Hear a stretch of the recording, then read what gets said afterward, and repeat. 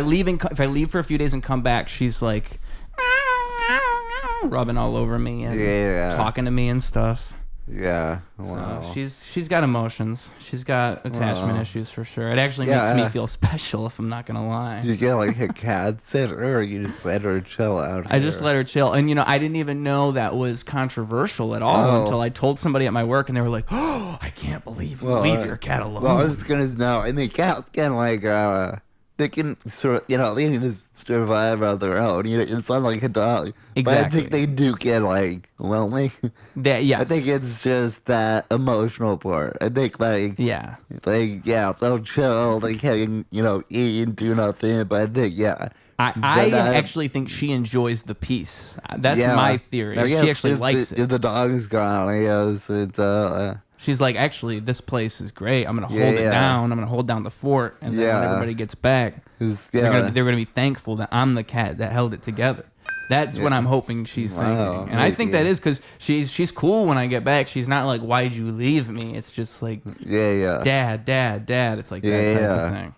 Yeah. And again, like, it makes me feel special. I mean, it's like I kind of do have like this toxic relationship with my cat.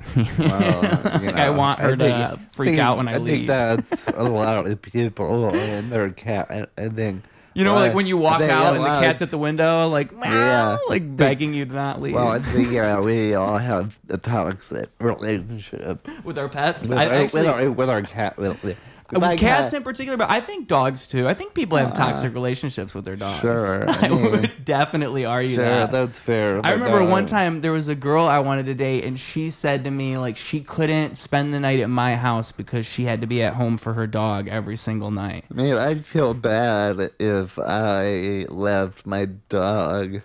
I could do it, but she said every night, like it was never going to be possible. I mean, I'd bring my dog over, I guess. That's what I was thinking. Yeah, I mean, but I felt, if I left him, I mean, I felt kind of bad. She made it sound like her dog was like the only priority. Yeah. Well, some people, and that's a toxic relationship. Sure, yeah. But the dog probably doesn't care. She's just doing that herself. You're right, but I don't know. Have you ever seen Puppy Dog Eyes? You ever see that before? Lady is a white lady. Yes, it was a white lady. That's true. That's a good point. Let's look at the demographics on dog manipulation. Who gets manipulated the most? That's actually a great question, because I feel like, especially like just like who owns birds, like who owns certain pets. Like I think only white people own birds, so that's an animal that only white people could get manipulated. Primarily, white people own birds. Yeah, there's exceptions to the rule. Only people I know who have birds were white people. Snakes. Do black people like snakes? Actually, I don't know. I feel like there's people. We're I just feel like two white guys here. Yeah, we don't know. We need to get out of the world and ask the real questions. I really. Another guy who's like an Indian guy. He was a lizard. Yeah, he's like Indian. So for some reason, in my mind, as soon as I thought like, do black people like snakes? I thought, well, they like magic. No, they don't like magic though. They freak out. No, but they like the freak out. They like that. Yeah, they are like they're the best audience for magic. Yeah, they definitely are. Like I think like a magician would testify to such a thing. Yeah, because I think what's his name did Dan Blaney. He was like throwing out the frogs in front of it. It was like Steph Curry and Dave Chappelle. Like he chose his audience. He was like, oh, who am I performing? Okay, I'll do that. I don't know why, but like it's like white people when they see magic like that, they just act kind of like confused and disgusted, and like black people give you that big reaction you want. Yeah, it's just a strange phenomena. It's true. It always works. Well, I mean, now if I saw something legit crazy, I'd be like, whoa. I would do that. Yeah, I don't know if I do the do the whole running thing, because when shit gets real crazy, like black people they'd be running. I take inspiration from that. I'm like, I wish I could be more like that. No, you do watch like Def Comedy Jam like that. If you're killing, you're fucking killing. Yeah. It's like the most. expressive like audience if you're like just if you're not destroying.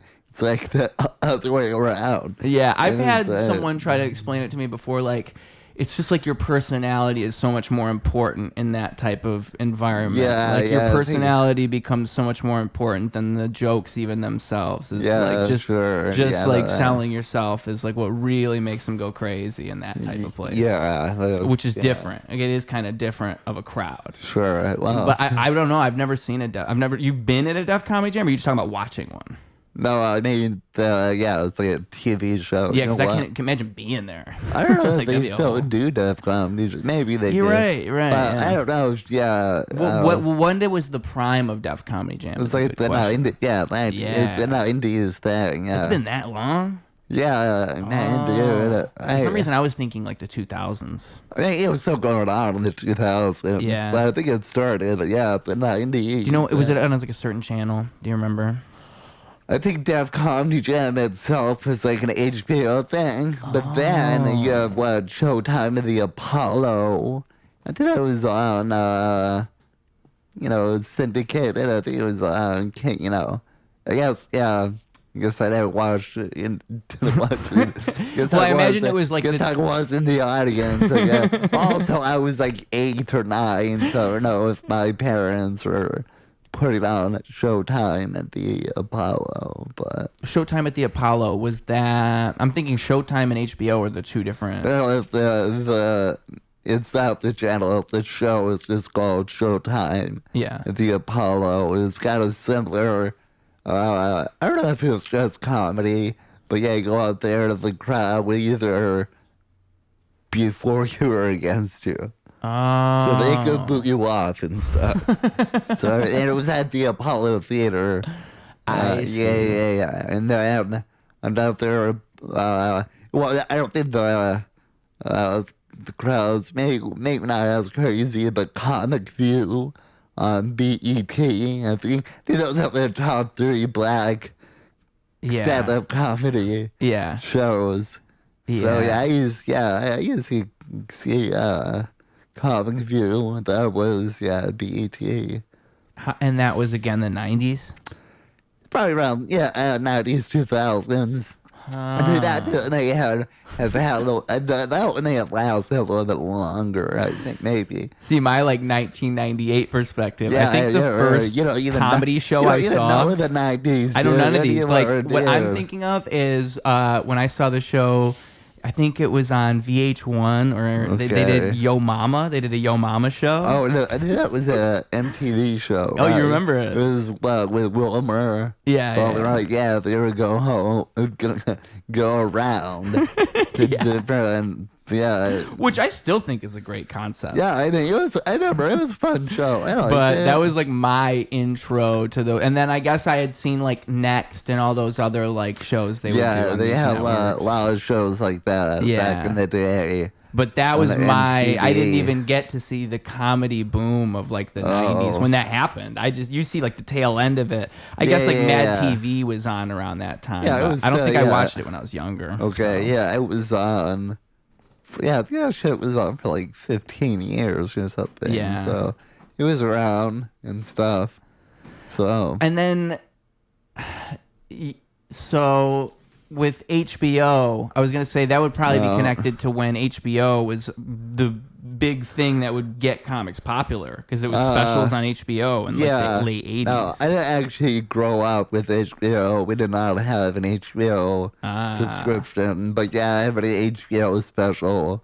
It's like a big deal. I mean, it's still probably a big deal. But I mean, I think even like Chris Rock's like big breakthrough special. I think that was like an HBO special. Recently? No, you're talking his breakthrough special. Yeah, I think back in the day, like Bigger, Blacker. Yeah. Bringing the Pain. I think it might have been HBO. Well, I want to say so many of the big specials of the late 80s probably would have been HBO. Like early 90s, late 80s. Yeah, I think. Because I thought I always thought it went HBO and then it went to sitcoms and then it went to online. It kind of went that way. Yeah, it was something like HBO or something was a big deal, a big special, and then whatever that led to, I guess. But that Comedy Central, people have their specials there. Yeah. Or they would replay a lot of specials Comedy Central played. I don't think were like Comedy Central specials, but they would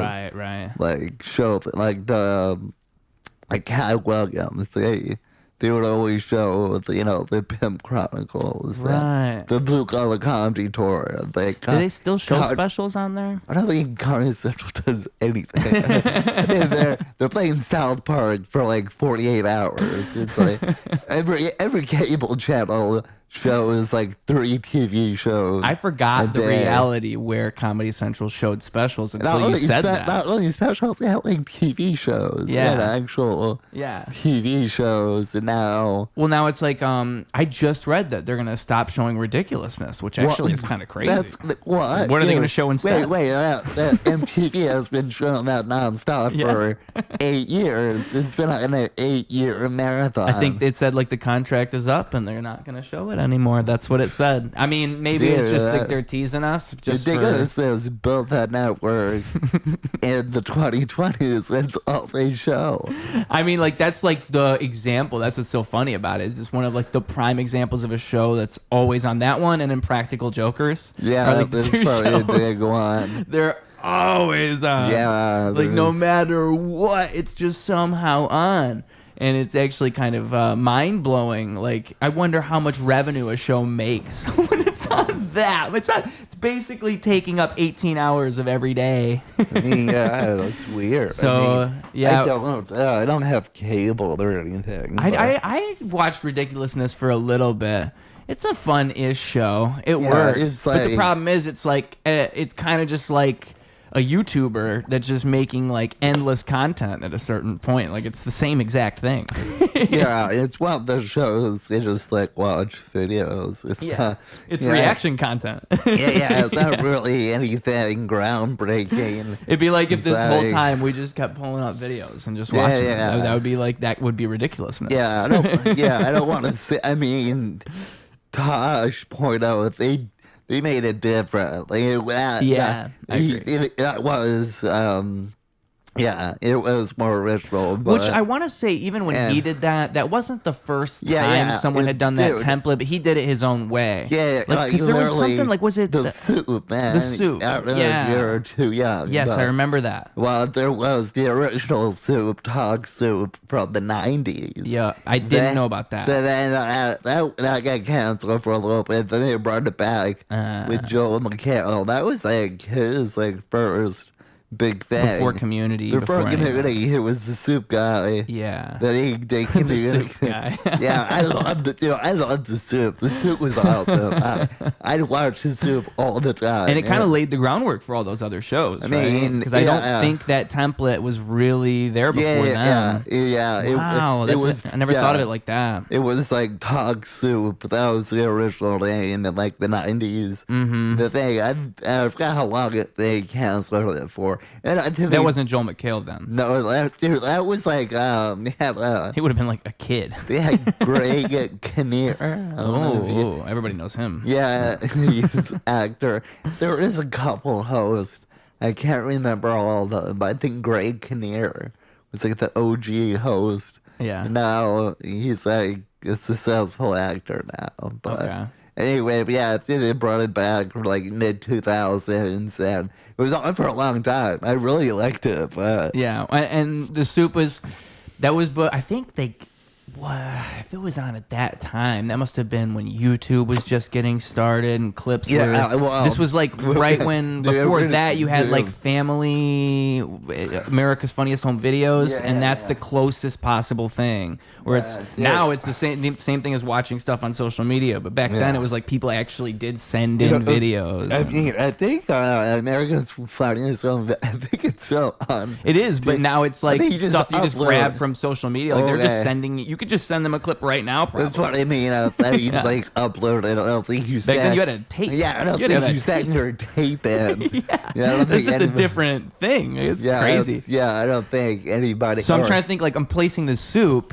That would be when YouTube was just kind of getting started. I think it was 05, 06. So it was kind of. in the early YouTube days, that's for the real ones, man. Yeah. Oh my gosh. Now I'm still like I'm 1998. I can't imagine growing up in the YouTube we have now. Dude, like YouTube was completely different in 2008 to 2013 to 2015. The like early days. Yeah. Man, oh man, it had soul when it got started. West, man. You ever see the thing where it was the guy who made original YouTube and he like released a statement saying that he doesn't agree with the direction that YouTube's going now? And dang. It's a heartbreaking because like it's exactly what you don't want to hear, and it sounds like something somebody would make up. They're a billion. I don't think YouTube gives a fuck. Exactly. I think he probably regrets selling it to Google, and he probably regrets. Probably. Yeah. But they probably gave him this offer that he couldn't refuse. I mean, yeah, because that's how it goes. I hope he owns some shares or something. Oh, it's just YouTube was like, and there's no competitors. What makes it the worst thing is there's things that have kind of come around that are all right. Like Rumble's all right. There's things that work, but nothing is like YouTube. Yeah, and YouTube can do anything they want. Like when YouTube took away dislikes, oh man, that's something that still makes me mad.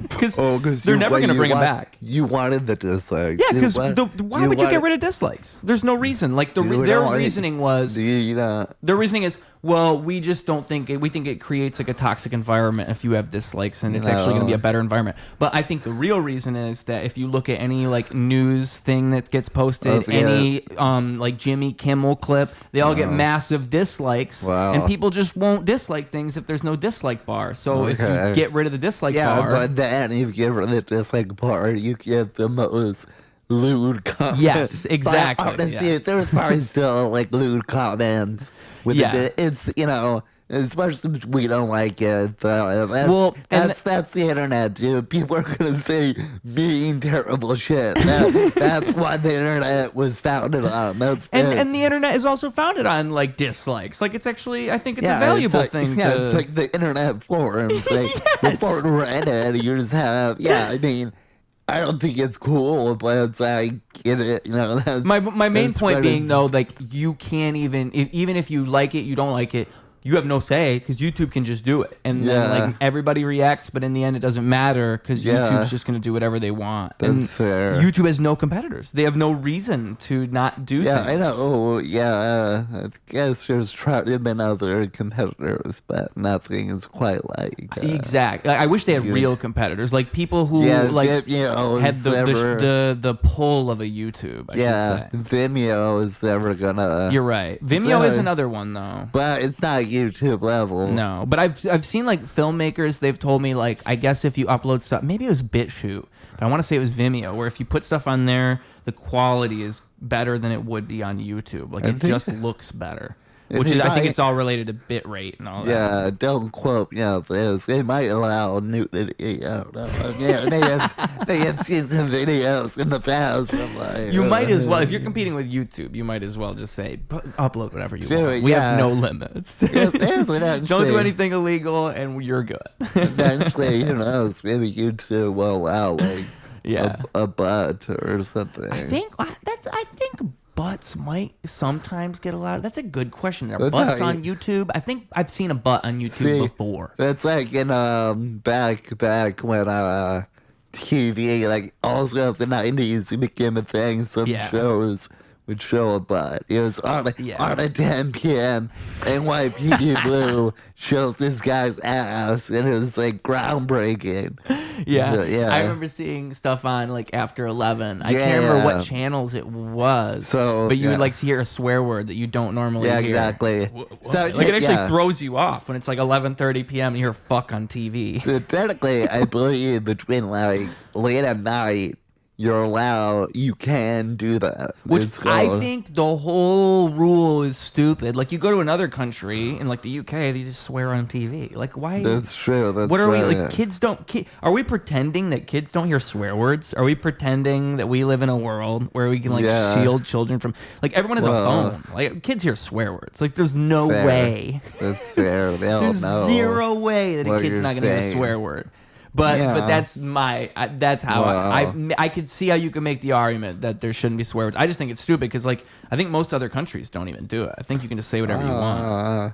And like, who really cares? If there's a swear word on TV, does it really matter? I don't think it really matters. And then you have like all kinds of movies that are like ruined because like or TV shows. Like I think Breaking Bad, it was like you could only have one F word per season, which actually made it kind of cool. You know what? I think Breaking Bad still ended up being really good. Did you see all of the show? Yeah. Like because that was an actual thing. I don't think that impacted. Well, you know what's interesting though? If you watch it knowing this, if you watch the first season, you'll realize like, oh, there's way more swear words in the first season because they were making a show they thought might be on like HBO they thought they were going to be able to swear more and make it more raunchy. And then after season 1, there's not as much swearing and there's only again like one F word per season because it became a TV series. In regards to swearing, perhaps. I just makes me wonder what it would have been if they had full. I still think they did a good job. I still think they hit it out the park. I think. Did you see Better Call Saul? Yes. I actually think Better Call Saul was better, but it's again my favorite 2 shows. I think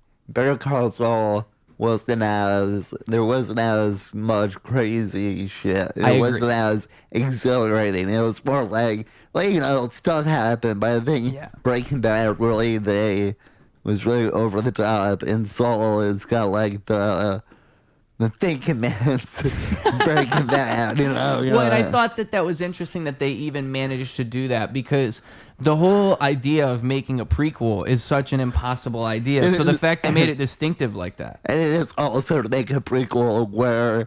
You care, yeah. It's the same actor who's getting older. Yeah, right. Right. Like you see him, and you know what's funny is like when they bring back certain people, and you just have to accept that they're older and just pretend in your mind. Like they kept bringing back the one guy from the flashbacks in Breaking Bad, the Don Julio guy. Yeah. It's like you just cannot ignore how old this guy is now. You just have to pretend. But and I like that they kind of or Todd, like the whole thing. I remember everybody was saying Fat Todd because Todd was way fatter than he was supposed to be. Like you saw him. I want to say that was because of El Camino. Like they brought him back for the El Camino movie. Yeah. But he was just too fat for the role at the time, and they didn't do anything to hide it. So you're just looking at a guy who's way fatter than he's supposed to be during like the timeline that they're telling you this is happening. You just have to accept that he's like it's all canon, and he's actually the fat guy is the same as the skinny guy, and it's all.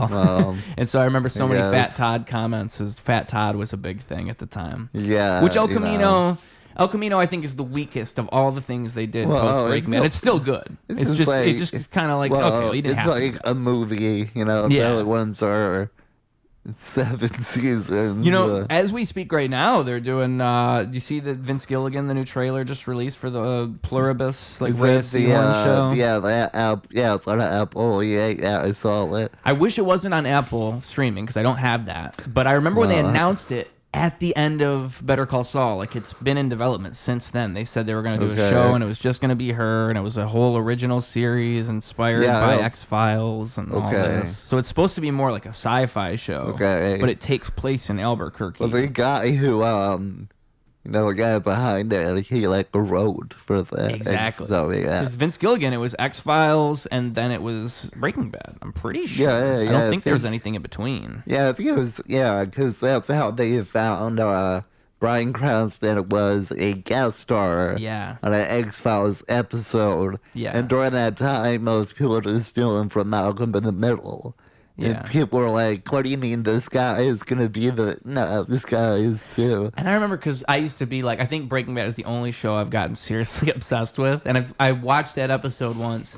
And I can't remember the plot exactly, but he's driving a car, and the whole thing is like he's conflicted, and he's kind of like, it's the same idea as like a Walter White type character, where he's the good guy and you're with him, but also, I don't know about this guy. Maybe this guy is something. Yeah, I've never seen the X-Files episode. I wish I could remember. It's like there's like a bomb in the car, something's up with the car, and he has to drive the car. I honestly haven't watched too much X-Files. I know. Me neither. I hear great things, but... It's where Vince Gilligan, I think, got a lot of his start. I think we were saying, I think it's all that. I don't think he did much before X-Files either. No, I think he I think he wrote like a movie or something, and then he got in on X-Files. TV writing is just a weird thing. Like, have you ever like watched the writing of the way they wrote Breaking Bad in particular? Have you ever looked into that? How did they? It's like they would. Okay, so every time they did a flash forward, they didn't have a plan. Apparently, I think the only time they had a plan was during season 2 when there's the whole like. Season-long arc about the airplane crash. So that time they had to have a plan. But like if you like season 5 when it's the teaser at the very beginning, he opens up a trunk. There's this big ass gun, and you're thinking, what the fuck? What does he have a gun for? But they didn't know what the gun was for. Okay. And like that's what they did all the time. Like they would start these plot lines not having a plan. Wow. But it's crazy because in my mind it's like the most well done. Like every single plot line comes to an end perfectly. Yeah, so how the fuck did they do it? And I think one thing they said is it would always be sticky notes. So any scene, anything you see has to fit on a sticky note within like this certain space. And so they just plan out each episode like this with just a series of sticky notes, which is like I've even heard like I think it was Chris Rock. He said once like if a joke is good enough, it should fit on a sticky note, and you should be able to put it on there and just put it on the wall, and that should be enough space for the concept of a joke. It shouldn't be any more complicated than that.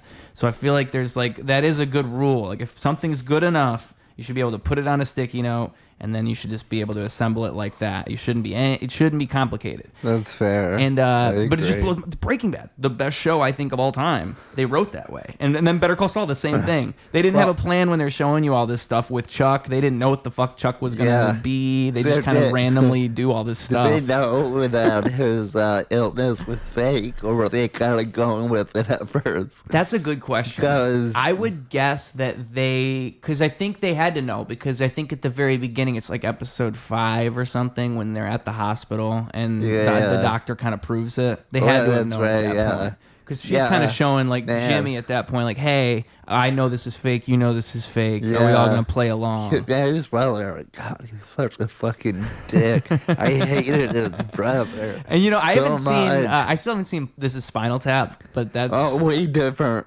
Way different. Exactly. He's 100% different. He's known for his comedy roles, right? Yeah. No, same thing as Bryan Cranston. He's funny. Yeah, he's been around for years. Yeah, Michael. He's great. But yeah, he's a very unlikable character. But I think also he's sympathetic. But you understand. I guess. Well, and it was so great about the writing of that show is, no matter how much you dislike him, he is kind of right all along. Saul Goodman will become Saul Goodman. And right about Saul. There's one guy who I really hated, but you kind of have to. And people feel for him. Fucking Howard. Oh yeah, I really hated Howard, but I guess at the end they really fucked up his entire life. Yeah, and then he gets killed, and he's even though he's such a dickhead, he's the most nicest, most genuine person.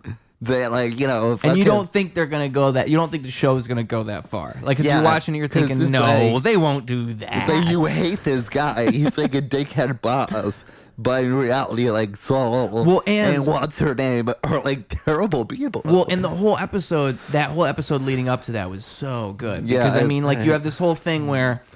You know that they're doing the wrong thing. Yeah. You know that this whole con is not what they should be doing. But also I think the way they played the Kim character, she's just as bad of an influence on him as he is on her, and they're both kind of spiraling together, right? Yeah, so they're both doing this bullshit and to try to top one another. I feel like Kim knows what's really bad. She's lying to herself because how much she likes Jimmy and stuff. And she's kind of having fun with it, but I think deep down, she's a way, more moral character. Yes. And Saul, though by the end, Saul ended up being, he did the right thing at the very end. I remember watching that live and being like, no, don't do that. You were about to get away with it. And remember, he had 9 life sentences, and then reduced it to like 7 years. And like unlimited ice cream. There's also unlimited ice cream. But then in the end, because of Kim, he does 98 years. Yeah, like damn, dude, that kind of sucks. Well, I mean, at least he's a better person. Yes, I mean it's interesting because again, like with the way those shows are written. They do it so well where they write themselves into this corner where you feel like you know what they have to do, and then they somehow do the other thing like last second. And I think like the only time they didn't really do that and it felt like, oh, you didn't have to do this again would probably be El Camino. Where El Camino, you kind of know what's going to happen going into it, and then it kind of all just happens. But it's still satisfying to see because, like, you want to see Jesse Pinkman like get the retribution he deserves after watching him getting tortured by Nazis for a season. I only watched El Camino like once, to be honest. I think I saw it twice. Yeah, I think that was like, it was just like, okay, cool. It was it was a nice thing to see. It was like watching Breaking Bad filmed with really nice cameras. So I was like, whoa, this is like a movie. But I guess to give. Because, they show what happened to Saul and Walt, so it's okay, here's I thought the original ending was okay enough. Because no, honestly, it's like watching a guy ride off into the sunset. Yeah, basically, that's how I thought about it. I've had, the same feeling whenever it's like your last day at like a job you hate, drive your car, I've had the same experience. I'm like, I've never done that, And I would have been fine with that. Like if they never made that movie, and that was always the final image in my mind is this guy screaming as he's driving away. That would have been fine. But either way, it's okay. Like the movie was good, and it was nice to see Badger and Skinny Pete and all these guys again. Yeah. The movie was done really well. It reminded me of Breaking Bad so much. I mean, I think it was like after season 4 of Better Call Saul, season 3. So it was still like you hadn't really seen anything that Breaking Bad-ish in a long time. So it didn't really get crazy until the very end. Yeah, the very end. When like Carol Burnett comes in. When it gets more in black and white, you're like, okay. Yeah. I thought one thing that was cool about the show too is like somehow they managed to pull it off where every season feels a little bit more like Breaking Bad. And then at the end it feels the most like Breaking Bad. Yeah. Which is like a weird thing considering that like that's what they had to do. Like it was a prequel leading into the show, and it felt the most like the show at the end. Yeah. And I like that Walter was really in it that much. Yeah, it was like once. Yeah, I wasn't sure. I think it's 2 scenes. Because they hit you twice. The first one was with him and Jesse abducting Saul, and you're like, wow. And then the second one's in the cell. The last episode. Yeah, I wasn't sure how much. But both times you're like, damn, they're really showing him again. Yeah, I wasn't sure how much they'd bring them back, Well, because I think one thing, like being the nerd that I am, they would always say in interviews, it was like, we don't want to bring somebody back if it seems like it's like we're just bringing them back to bring them back. Yeah. Like originally they were going to do Marie in the first season as the doctor, the nurse who's telling Jimmy that it's all fake. Like But they ended up not doing her just because they felt like that would have been a bit much to have Marie in the first season. She did come at the end. She was very good. So. And then I think like Jesse Pinkman, they show him twice at the end too. He's there, and I guess Gus has been in the show a lot. It's like a little bit of a stretch to show him talking to Kim. Yeah, I feel like, but now that I think about it, he is the one who introduced Walt to Saul in the first place. Yeah. So he would have known about Saul through like a prior experience. Jesse Pinkman would have. So it makes sense for Jesse Pinkman to be standing outside of Saul's office when Kim's out there sometime and randomly having this interaction this one time. Yes. But dude, that's one moment where I thought that might be a bit much to show Jesse again, especially Jesse and Kim, because Jesse and Kim, like, they're both kind of parallel characters. So to put them in a scene together, they're both like the ones that are attached to the main character that kind of influence them and go through all this shit with them. Like Jesse's kind of like the Kim of Breaking Bad. That's fair. It's like, so it was interesting to see them talk, but it's almost like at that moment it's like, oh, this is kind of like fan fiction.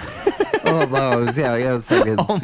see it. But that's if I'm complaining. I think these are the best shows of all time. I love these shows so much. That's why I'm excited to see whatever this pluribus show is. Because I'm thinking, like, it's not Breaking Bad. Well, but that's almost good. Like, thank God they're not doing another Breaking Bad show. I think he said it's done. That's what he said. There's nothing else to tell.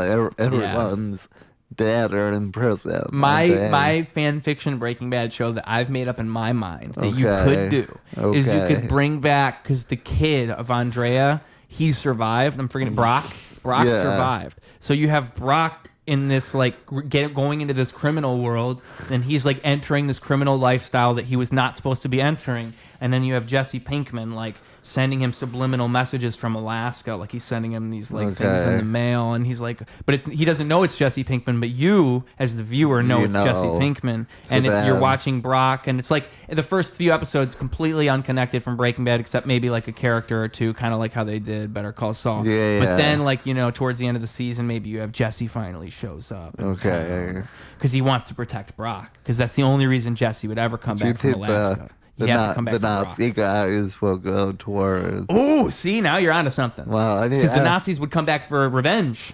Yeah, there you go. I didn't know who else was going for Brock. I guess I was not. For some reason, my brain didn't go there. But they would maybe, like, some Nazis come back into town, and like they find out that happened, and Brock was connected to all that. Like, wait a minute, hold on. So your photo was at the meth lab where such and such went down, where Walter White Heisenberg was. Why were you there? Why was your photo there? And then all the dots start to connect, and then he's getting attacked by Nazis. Wow. And then Jesse Pinkman has to come back because he reads in like a newspaper, like in Alaska. I guess. He's like, Nazis in Albuquerque. or off the new, maybe, stuff like that. That's the only, in my mind, that's the only way you could, maybe, Badger and Skinny Pete, you could have them be in this like show, too. Comedy. Well, I mean, you could have them in this show. You could have them, show up as side characters to tie it all together. Because you just have to have those loose little... it's like, because, Mike was at a Better Call Saul. But Mike's dead. You can't bring Mike back. I'm saying how Mike was in that show. Yeah. And he was... I think, like, the first thing that comes to my mind is Tuco. Because Tuco is, like, the very first episode of Better Call Saul. Tuco always shows. Which was so great. Wow. Tuco's probably one of my favorite. I think I've said ever since I saw the first season of Breaking Bad, tight. Like, that is stuck in my mind. It's like having this crazy meth head stalking you and killing people in front of you. That's probably one of the scariest things that could possibly happen. Tuco was supposed to be the bad guy of the whole show. That's another thing. Like, he was supposed to kill Jesse in the first season. Dang. That's like one of the pieces of trivia I remember reading, like, right away. Jesse was supposed to die, but they liked Aaron Paul so much that Tuco doesn't kill him. Wow. But it was supposed to be that. I think it was like the whole thing was supposed to be Tuco abducts the both of them, and then Jesse dies and Walt gets away. I want to say that's what it was. Can you imagine Breaking Bad without Aaron Paul? It's crazy. I guess. But I could talk about Breaking Bad for a minute. You really know your stuff. I want to go to a Breaking Bad trivia night. You should go to the convention or something. I told you, it's the only thing I've been a nerd. Like, there's no other show I could tell you so much about. Breaking Bad, I just loved so. I think it's actually bad because there's not many other shows that hold up to Breaking Bad, so I can't even watch other shows anymore. You ever see Sopranos? Yep, which is very good. It's very good. The Wire. Very good. The Wire is different, though. It is different. I don't know. Both of those shows kind of cross through my mind a lot. In what way? Just thinking about like some reference or something. Yeah. When I watched the Wire, there were so many moments. I was like, oh my god, I've seen this before on like memes. I didn't even know it was from the show. I don't know. A lot of people there's been a lot of shit on The Wire season 2, but I disagree. I think it's one of the best seasons of the show. Season 2's the one with the docs? Yes. Yeah. If you don't know what they're talking about, that's one of the best seasons of the show. Yeah. The show, I mean, I guess probably it's the timing of it that was weird, because that was before the show had really like established itself as every season's going to be different. I guess it was kind of weird at first because nobody knew it was going to be that way. but still. And it's not the best season either. But it's still good. For me, it's up there. You think so? I mean, it's all about like what? Like I'm trying to remember. Like, it's been so long. It's like the politics of the doc. Yeah. Frank Sabath. Yeah. His son Ziggy. Yeah. Ziggy's fucking up. You got the Greeks. Yeah. I don't know. I think it's up there. Yeah. And then what was the season? The fourth one's School. Yeah. What was the third one? The third one was Amsterdam.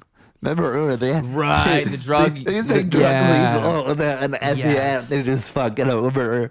I think that was my personal favorite. No, 3 and 4 are great too. I'm just saying people shit on. They shit on 2. And I'm like, dude, 2's good. 2's like solid. I don't care. Yeah, it was just doing something so different. That's what I think. Because and people have trouble accepting it. Different stuff, but well, and like it's not. I mean, the thing about The Wire is it's so inherently like political, like it almost becomes kind of convoluted in that way. So you kind of have to be with it to like it. Like you have to be with the season to get it because like all of it is kind of like that where it's like the seasons are kind of complicated. Like everything is kind of convoluted and there's these characters that are in each season, but like they're not the main characters of each season. Like the running cast isn't the main cast. So you have to like have all these people in your mind. And that's true. So I could see how if you saw the second season, you'd be oh, not my Wire. Like this is not... That's fair, but then because what was the first season was like just the streets. I think if it was I remember just streets. Yeah. The first season was so good. I mean, the first season is good. I think, but people shit on the fifth, which is probably the weakest. It's probably that's with the newspaper. Oh, right. That's when I like the fifth season. That's when McNulty makes up a serial killer. I actually liked that season. My friends, I don't think it's bad, but it probably is the weakest. Yeah. For some reason, like I feel like I'm the same way you are with the second season. That's how I remember the fifth season. I remember watching that and being like, this isn't that bad. Like that's how I remember feeling during the fifth season. Oh yeah, I've had friends say that too. The fifth isn't that bad. Because I thought like this is like it's a little bit corny. But like the newspaper thing's interesting. Like this whole media trying to like the whole thing is showing how you have this exaggeration of the issue in order to draw attention on like a real thing, and so that's the whole reason.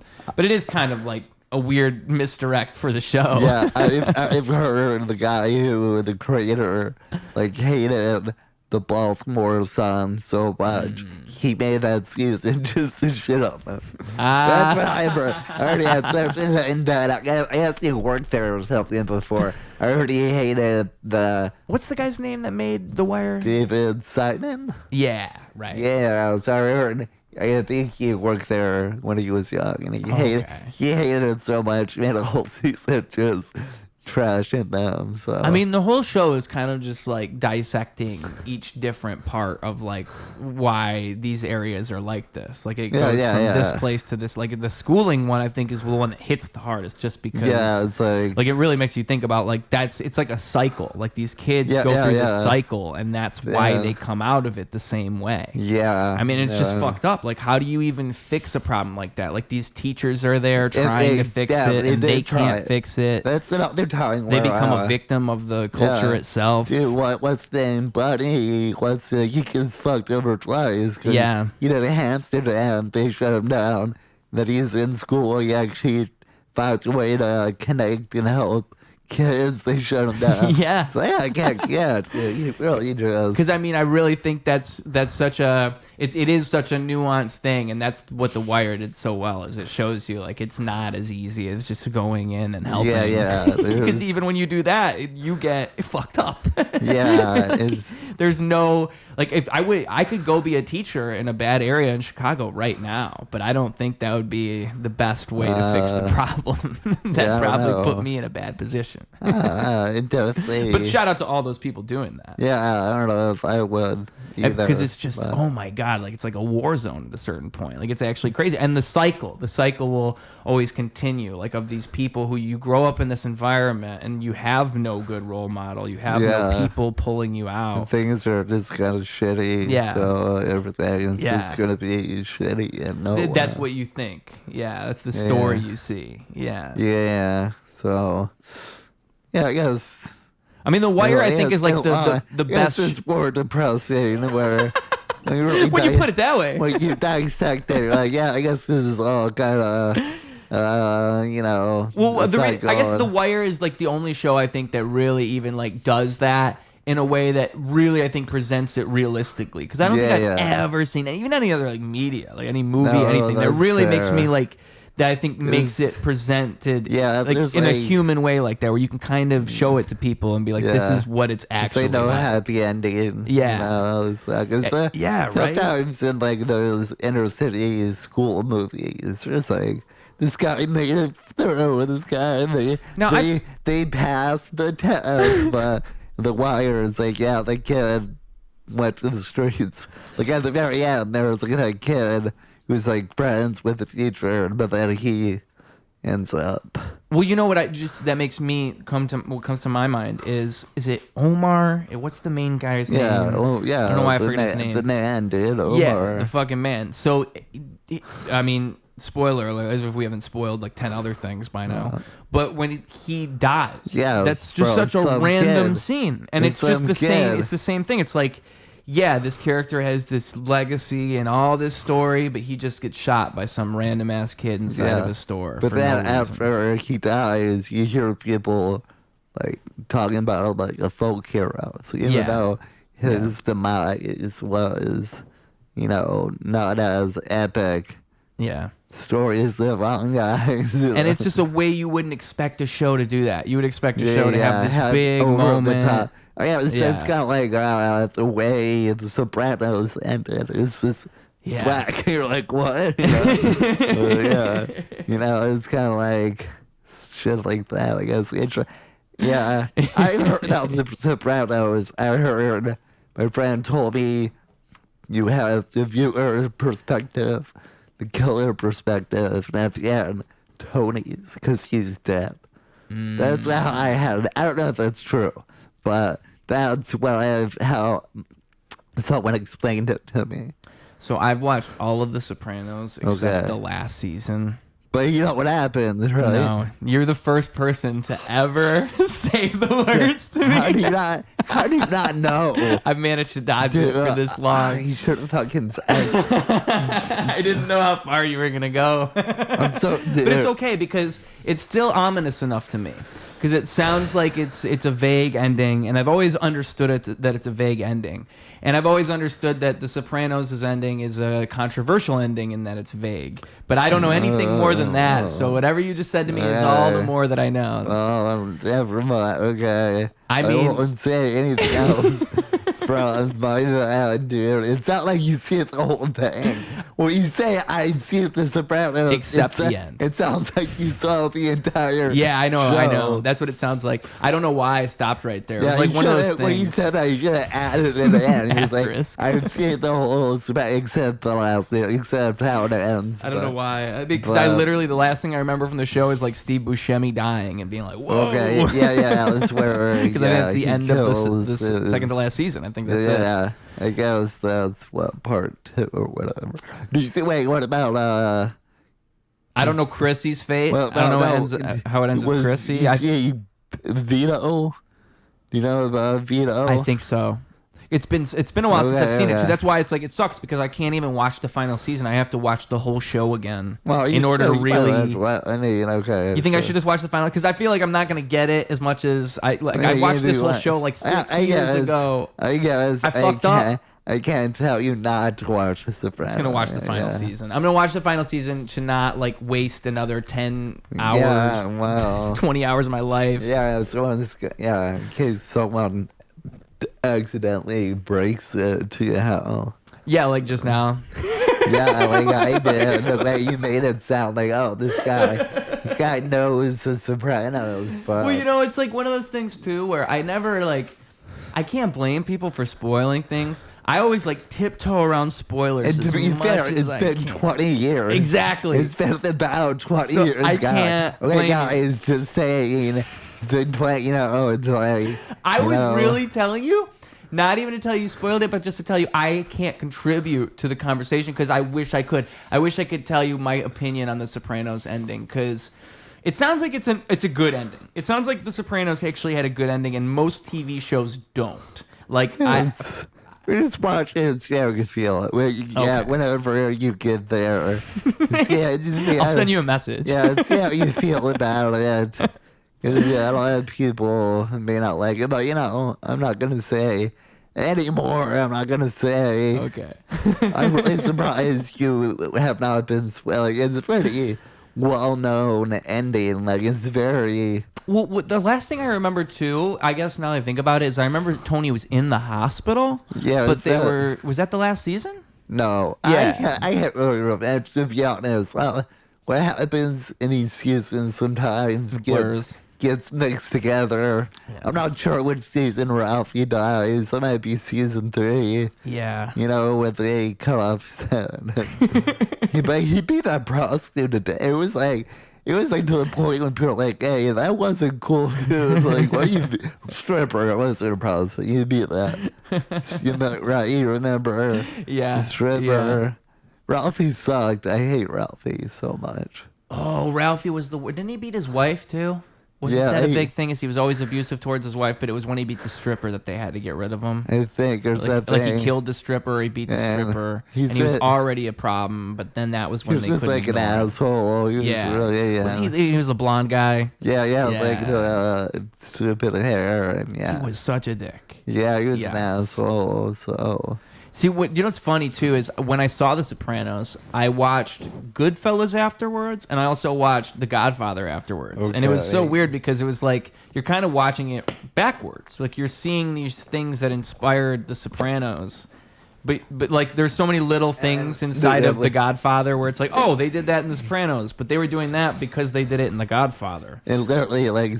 Everyone in Goodfellas is in Sopranos. Oh, really? I didn't realize that. Yeah, like all the actors are the carryover. Shit! Chrissy is in there. You're right. He's in that one scene. He's only in like a couple scenes, but he's in there. You're right. The therapist. Yes. Is the wife. Yes. Therapist is the wife, and actually, Paulie. It's like. He's like a side character. You can see him in there. Like just on the background? Yeah, it's like a background type character. So Paulie's in it. There's like a lot. I think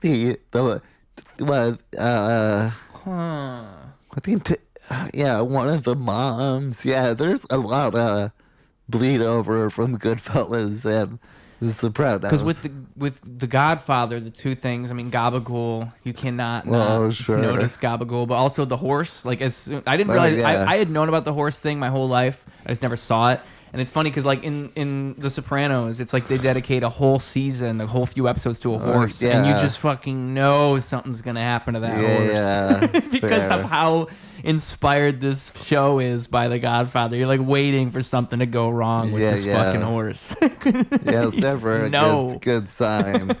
I always thought it was like this big side plot in The Godfather. I never knew it was just going to be the first 15 minutes. Yeah, at the beginning.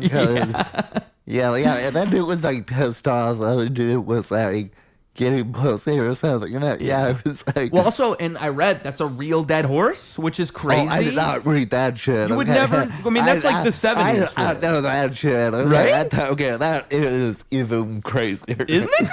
That's actually nuts because like that's something that could only happen in the 70s, the 80s. Well, there's no way you would have an actual dead horse inside of a bed. Neglected. Well, I think animal abuse. I wonder what the circumstances were for them obtaining the horse. That's a good question. My assumption was it was a horse corpse that they just already had somehow. Maybe, hopefully. I'm a wishful thinker, I guess. Yeah, hopefully. Because my first thought is, this horse was like a donation horse. It was already going down. Well, was there real blood? No, I mean, I don't know if it is real blood. If it's a horse head, I mean, maybe. I don't know if I don't think they're... The horse might be dead, but I don't think they're like letting it bleed out. Did you ever hear about some movie I haven't seen, but I know they used like real bodies or something? It's The Exorcist. There's a bunch of people died, and then they said the movie's cursed. I think There might be a Poltergeist. Poltergeist, yes. I'm mixing them up, because it was like a scene apparently in the movie they built the house on like a burial plot or something, and then. But then they also use real bodies. But yeah, it's like a thing in the pool. There's like all of these skeletons and stuff. So I heard, I don't know if that's true or not. However, there was a lot of after it came out, like a lot of people in the movie died. So it's it's one of those creepy things, So, but it's kind of crazy if they did use real quick.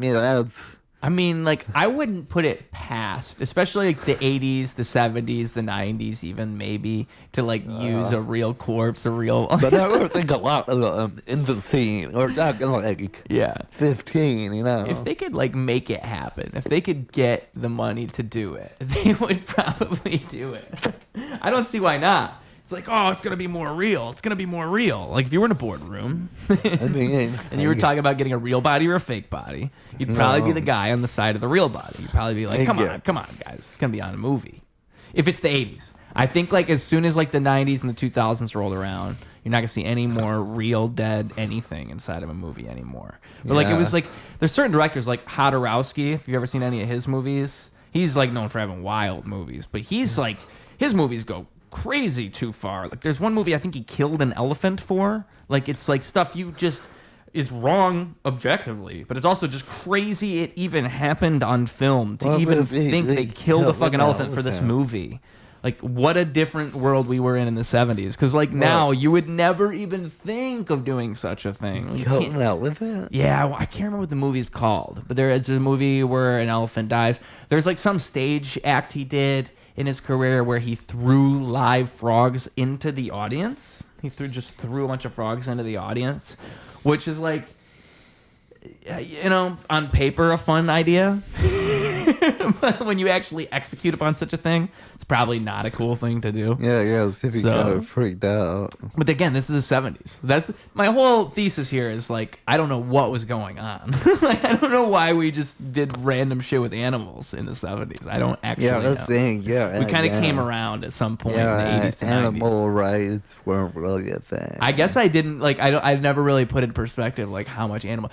Sometimes I'll meet people who don't look at dogs like dogs. You ever meet a person who just thinks of a dog as like, oh, like fuck dogs? Oh, okay. You ever meet people like that? Yeah, sure. Yes, I've heard. You never met one? You never met one of these people? No, I've never seen anyone get super mean to I've seen people. Well, yes. Well, I guess mean might not be the word, but like dismissive. Like, they've never had a dog before, so they just kind of think of dogs as like these little like vermin creatures. Sure. You ever see that? Because like I remember one time I had a friend over and he like the dog was jumping on his leg and he was looking at the dog with like disgust. Yeah, I guess just he was like, "Can you get this thing off of me?" Like type of thing. And I've also seen people who, when they speak about dogs, it's obvious like they've never had like a good, and it's, to me, that's like a weird thing because dogs are the easiest animal to connect with. It's like man's best friend. Yeah. You never had like a dog friend. Like, damn, that would suck. Like, you can't even, like, when I see little dogs on the street, I want to pet them. Of course. I love dogs. Yeah. I can't imagine like looking at dogs and going like, "Urgh." Yeah. I know people are afraid of like big dogs. Yeah. Have you ever seen people afraid of small dogs? No, big dogs.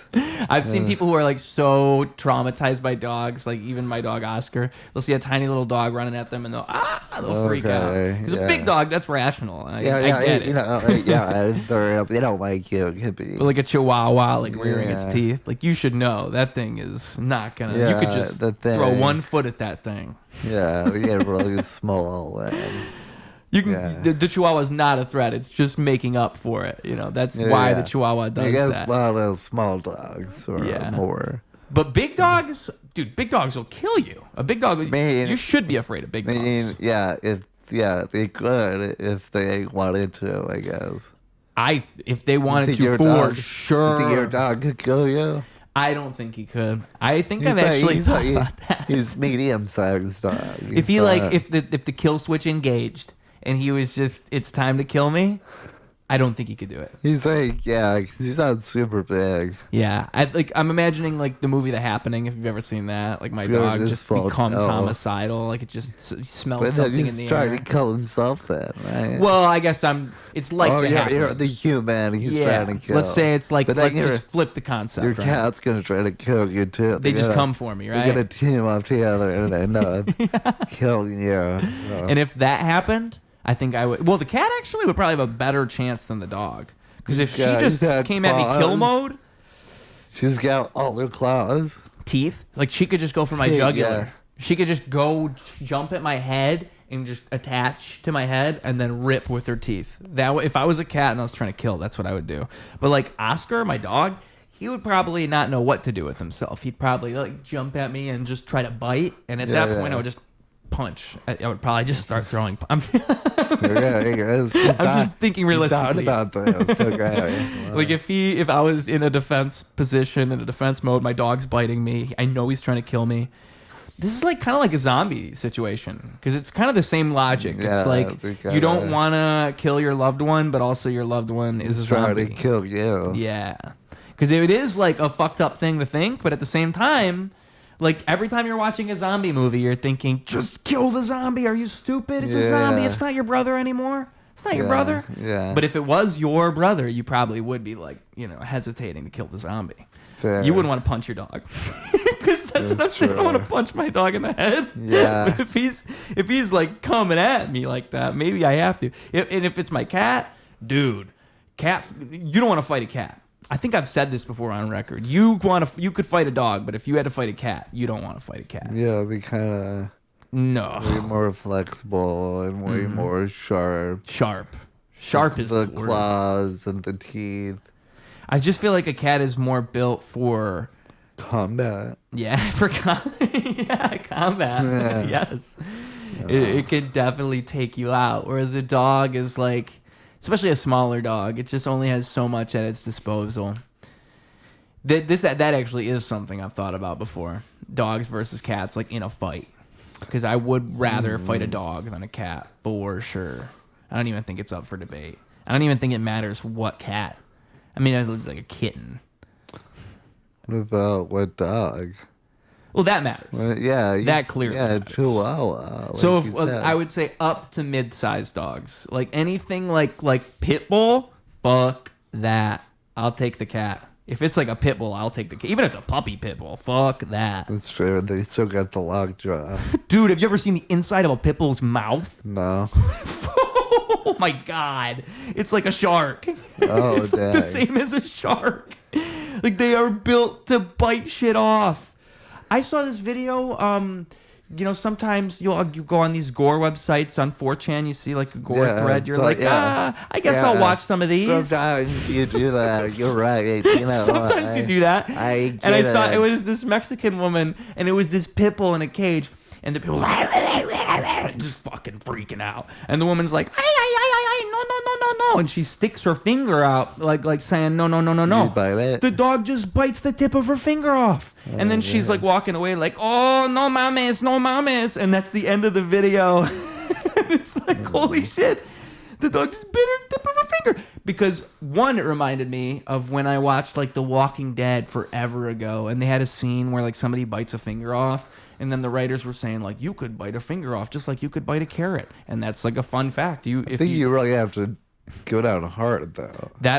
I want to believe that, but I don't know. Have you ever bit a finger before? Like, have you ever tried to bite it off, though? Like, imagine biting a carrot, like a hard carrot. Yeah, still... I mean, there's bone here, though. I know. I want to believe. I want to believe both. Maybe it's one of those things that's really undeniable. Have to do it hard. Somebody has to test this for us. Like bite the carrot, then bite your finger, because I don't even want to risk it.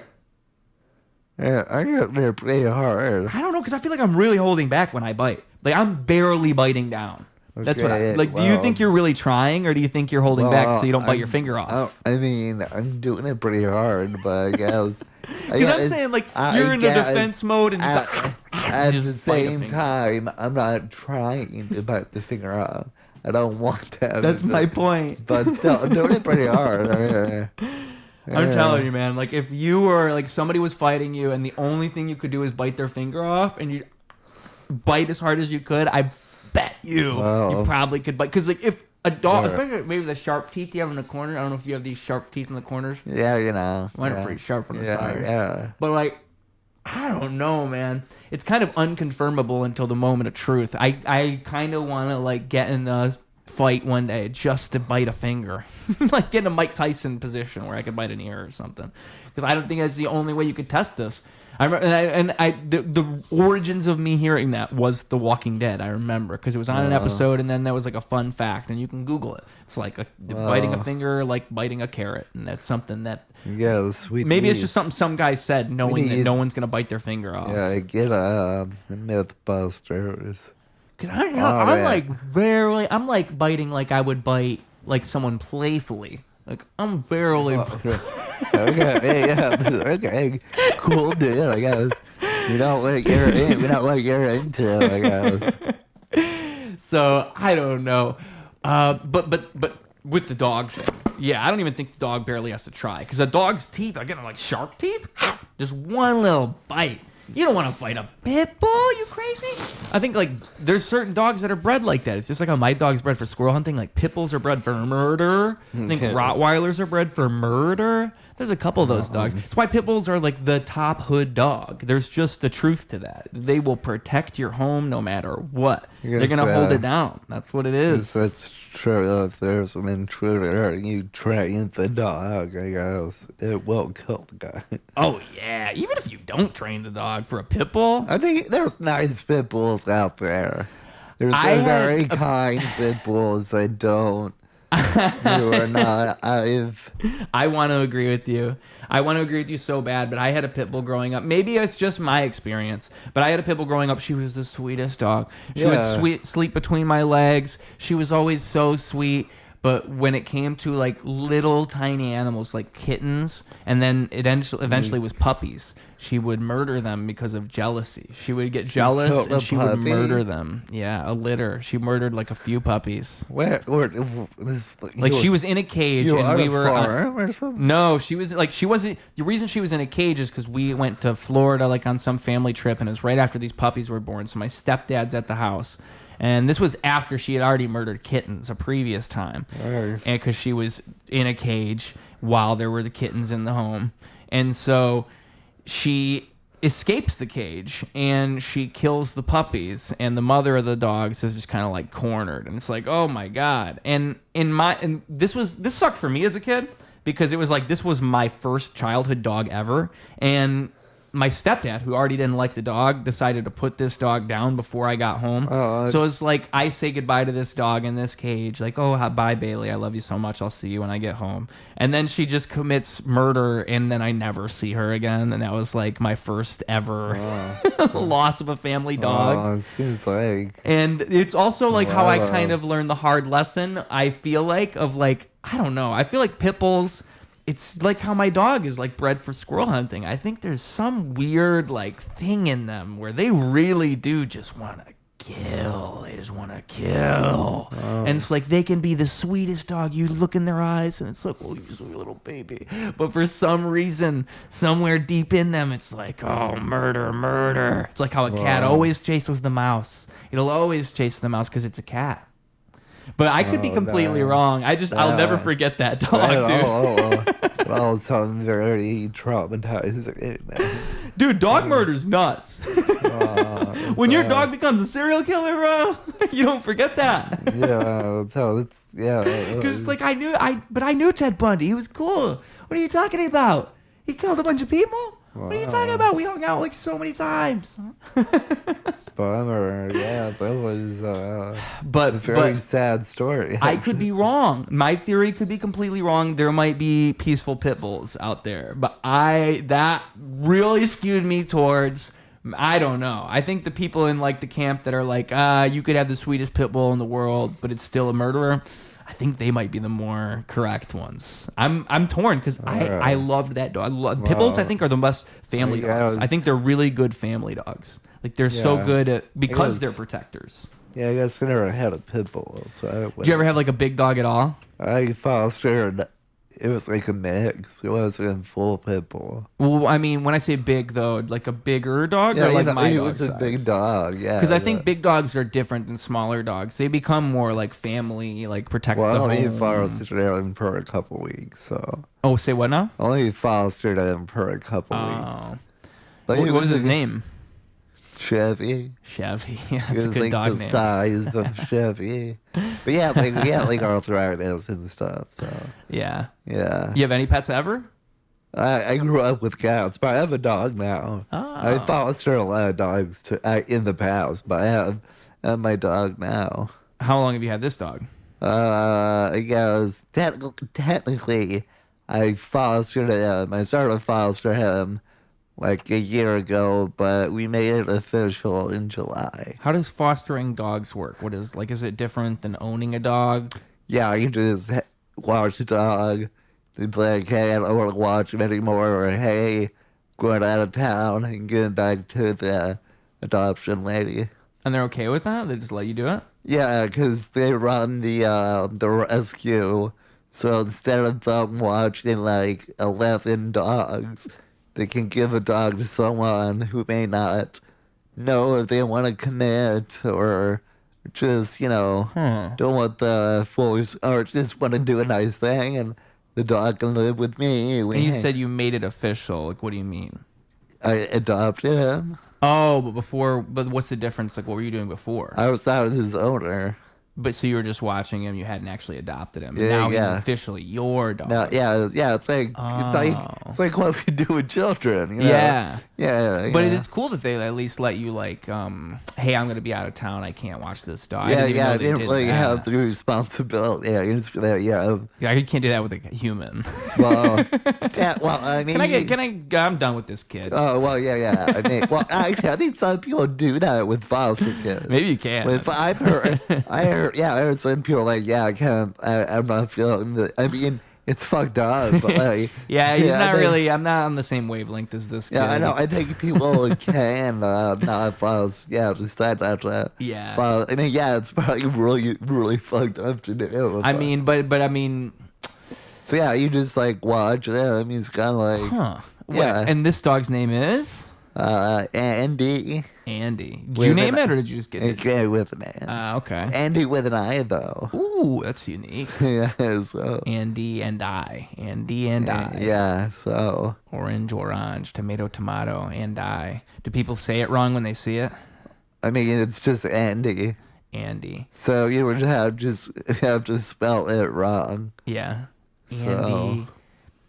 I mean, and this dog is what kind of dog? He's trying to place this dog in my mind. I mean, I can show you a picture. Oh yeah, let's see a dog picture. But let's see a dog picture. I think technically he's a Shih Tzu mix. Oh, Shih Tzu. I didn't expect that either. I was expecting a big dog for some reason. Oh no, I mainly have small dogs. I don't. Big dogs are a little much to handle. Yes, they are. That is the difference. The thing I remember from that pit bull, the aforementioned pit bull, is that thing dragging me when I took it for walks too. Big dogs drag. Look, he's a happy. Aw, you can try to show that to the camera. While I can see it. That's a cute little dog. Yeah, it is a little mix, right? Yeah, I mean, they told me he was a Lhasa Apso, but then I got the DNA test, and it's about 40% Lhasa Apso and like 58% Shih Tzu. Okay. Then some poodle and everything got poodle in it. So. Well, at least it's mostly the two. It's not like a random concoction of it's not super mud or anything. Yeah. So. Which I honestly, I don't know what is better because I know dogs that are purebred have more medical issues than dogs that aren't purebred. Is something I've heard before. So sometimes a mix is even bad. Pure, yeah. Because like it's just like humans. If you like have a bunch of inbred humans, eventually you get medical issues. Purebred, So I think if you have purebred dogs, that when they get older, it's not good. Yeah. So I mean, in a way, it sucks. Your dog's not like a perfect mix, or like a perfect 100% this. But it's also better that it's not all one thing because it's less likely to have a medical issue. And also he's old dog. He He just How old? He turned 13 this summer. Hell yeah. He's been an old guy. See, in little dogs, it's like they live a little bit longer because exactly. they're small. It's like cats live forever too. Like I don't know if dog and cat years always check out in my mind, because if you did the math on like a little dog, you're saying the dog's gonna be like 150 if it lives to 20. Like it's gonna be 180. I forget how it works. 7 years. I think it's 7, and in cats it's like 9.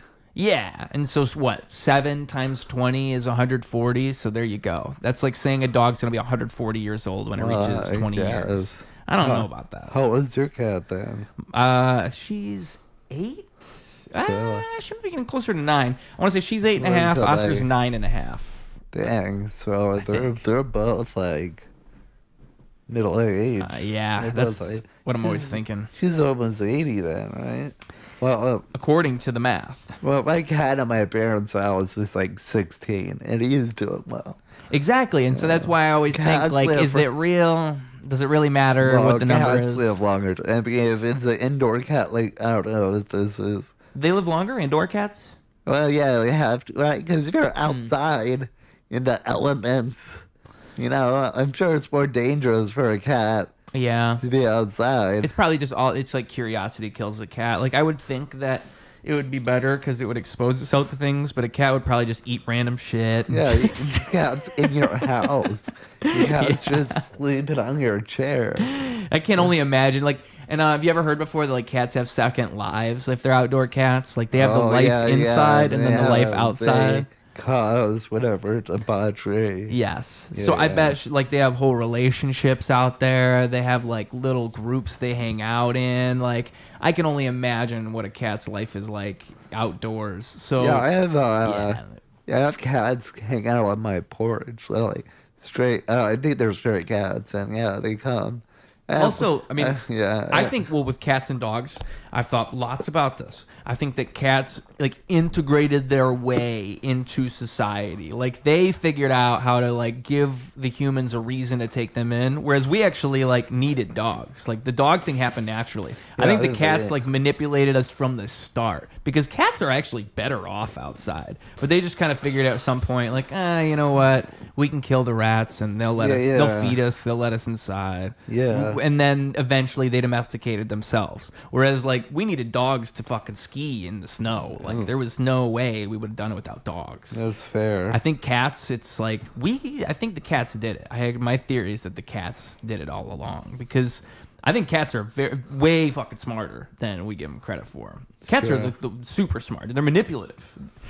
That's true. Cats are so manipulative. Like they will hang out on your porch because they know you'll feed them, and so they'll be the outdoor cat that just comes around just because it knows you'll feed it. Yeah, and it's like it wants to live outdoors, but also like it knows like it's created this relationship because it knows it's cute enough and it knows all these things that's just gonna come around and just look at you. And you're going to feed it because that's just what it does. It's just a smart-ass cat. Whereas a dog would never be smart enough to do something like that. A dog doesn't know how to trick you into feeding it. Like, imagine a dog that lived outside that could just come around every day. There are, I don't know, like feral dogs, like other countries.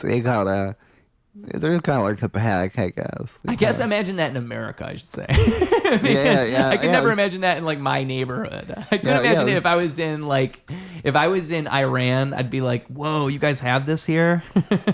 That's a good point. You make a good point. I don't know how many, I've done too many feral dogs like that. But I didn't consider. I was not even considering feral dogs to begin with, because you're right, dude. Yeah, those are a thing. Yeah, in other countries, there's always, which is like wild. I mean, but then you have the whole thing, like I said before, people who dehumanize dogs, they do eat dogs in other countries. They do think about dogs differently, which is wild for me to even conceptualize. Because in my mind, a dog is like almost a human. Like same thing with eating a cat. You can't eat a dog or a cat.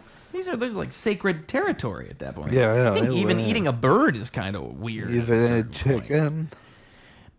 Yes, I do eat chicken. But okay, what's something that like I felt weird eating? A pheasant. Would you feel weird eating a heart? Like a deer heart? I feel like that's a weird thing to eat. Maybe. I mean, as long as it's not like a human heart. No, it'd be a deer heart or an animal heart, just an animal to begin with. I mean, have you ever had like a frog or any like animals like those? I have frog legs. Yeah. Was it good? I've heard it's like chicken. Everyone says it was chicken. fine. We got a bony. You got a bony. I feel like I might like that because I like crab. Yeah, it's fine. Yeah, frog legs is fine. I wouldn't eat bugs. I would not want to fuck with bugs. I do draw a lot of bugs. Like if it looks like it has legs. I don't want to eat bugs. I don't care what stage of the scorpion. Like they have those scorpion suckers. Yeah. Fuck that. I don't care. It looks just like a scorpion. You're telling me I can just eat it and chew on it and throw it in my mouth? I mean. Because that's the thing with people who eat bugs, they just eat it. They don't like dress it up. They don't do nothing to make it not look like a bug. There are some people who try to integrate it into like. So like if you had like if it would like is ant soup, but it didn't look like ants. Yeah, I'm saying if they try to integrate it, but at the same time, it's like I don't think I could eat that. It's like if there's crickets in the salad, like fuck that. I'm not. Yeah, I'm not really. I draw the line. I know what they do in other countries, but also a lot of those countries, if you're just like in poverty, you know, I feel like if they had a Burger King and McDonald's. We would definitely go there. Yeah, like I'm thinking like great replacement theory when you're telling me we're gonna eat bugs. I'm thinking like, no, we're not getting started with eating bugs. We're not even getting started with that. If whatever stage. My mind goes full conspiracy when people tell me like it's time to eat bugs. I'm like, no. It is not time to eat bugs in America. We're not doing that. A stage of the like apocalypse. You can't tell me that's gonna be a normal thing we're gonna start doing. Start giving me Impossible Burgers, telling me I can eat bugs. I become like my father at that point. Okay, with the Impossible Burgers, but don't fuck with bugs. Don't fuck with bugs. Yeah. See, like I feel like maybe you could trick me into eating a bug, like if I didn't know it was a bug and then I ate it. But I could never eat a bug knowingly. You'd be really upset. And I'd be upset. You ate a bug. Mm-hmm. It'd be like people who don't eat fish and you like trick them into eating fish. It'd be like that's a sacred line you don't cross. Yeah. Dude. I don't fuck with bugs. I don't fuck with, like, I'm trying to, spiders. People sometimes eat spiders. Yeah, they eat a lot of bugs, like, around the world. But yeah, I wouldn't. You couldn't convince me. Well, it would be like the end of the universe. I've heard the comparison of the crustaceans being sea bugs. Like lobsters and crabs are kind of bug-like. A lot of seafood looks kind of like bugs, you know. I guess you could say that. Yeah, that's what people say. Because, I mean, like, a little bit. Like, now that you mention it tastes better. That doesn't make me feel better. It tastes better. And it doesn't. And it does taste better. Yeah, I don't think. Because there's meat on it. Yeah, I don't think grasshopper can compare to lobster, you know? I don't think it's like, oh, gross. Yeah. What does a grasshopper even taste like? Probably nothing. I think it's very crunchy and weird. Yeah, I don't. Crunchy and weird. I don't like bugs to begin with, so I'm good. Yeah, I just think bugs are kind of gross. Yeah. And I think that's a human thing. Like, I think it's like snakes. Like, it's built into our DNA. I'm not supposed to like bugs. Like, if I see a bug on me, I'm supposed to, like, want to get it off of me as soon, like, to survive. Yeah, bugs are not good. You're in the jungle, bugs are bad. Oh, especially, the jungle. That's actually what stops me from ever wanting to be in a jungle ever. You can't eat those bugs because they will kill you. Dude, have you ever? I remember I read the world's biggest spider is like it lives in like the Amazon jungle, Amazon rainforest, wherever, and it's like when it walks, it sounds like a horse's hooves. It's like, like fucking fuck no, I do not. I don't, and also, I'm also thankful. I recognize that I'm privileged to be in America because I can't imagine having to worry about mosquitoes giving me AIDS or something like that. Or like that's malaria. Yeah. I don't know. I don't think. I'm just thinking blood. They do not carry AIDS. Okay? I'm pretty sure mosquito.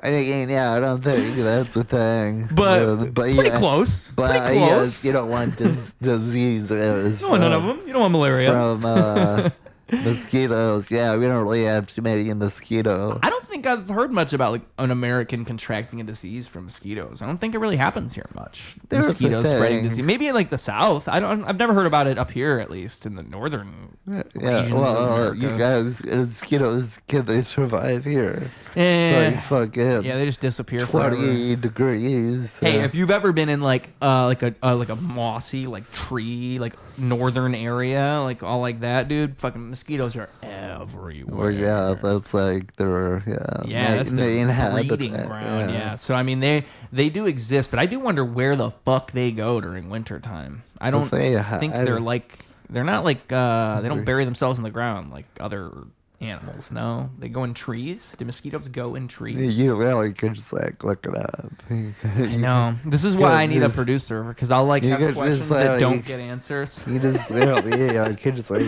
chat. All right, this is the one I'm gonna look up. GPT. Let's figure it out, guys. Let's figure it out because this is important stuff. Where do mosquitoes go during the winter? This is educational. Do you have a guess? My guess was trees. They might hibernate, so I don't know. I'll say ground. You're gonna say the ground? Because I was thinking they can't go on the ground. I don't think they go. I don't think trees doesn't sound right. They seek areas to survive: basements and garages, wood piles, tree holes, under leaves. Some of them lay eggs in standing water before entering diapause. They call it diapause. So that's like hibernation. So it's not really like. So I think it's trees, but also like leaves and dirt and shit. So what? They're just hiding the whole winter. There's under things. It doesn't sound right. I mean, like I was thinking about that with squirrels. Like it kind of just blows my mind that like squirrels just disappear during winter because they're just hiding. They're just in a tree. And they hibernate too. I don't Damn, bro. Like, can you imagine sleeping that long though? Like hibernation's a weird thing to think about. That would actually feel really good. Yeah, dude. I'm cool. What if they have dreams during hibernation? That's a good question. Has there ever been a brain scan of like an animal during hibernation? I bet they have dreams.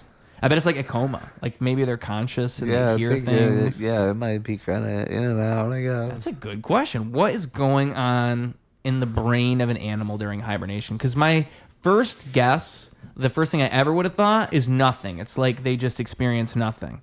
But then I think, well, like if a human sleeps, you never like don't dream. You never experience nothing. It's refreshing to sleep. So it's probably like when you're hibernating, you're getting like a really, really good sleep. Like you're getting like 20 sleeps in one. You're getting like sleep squared.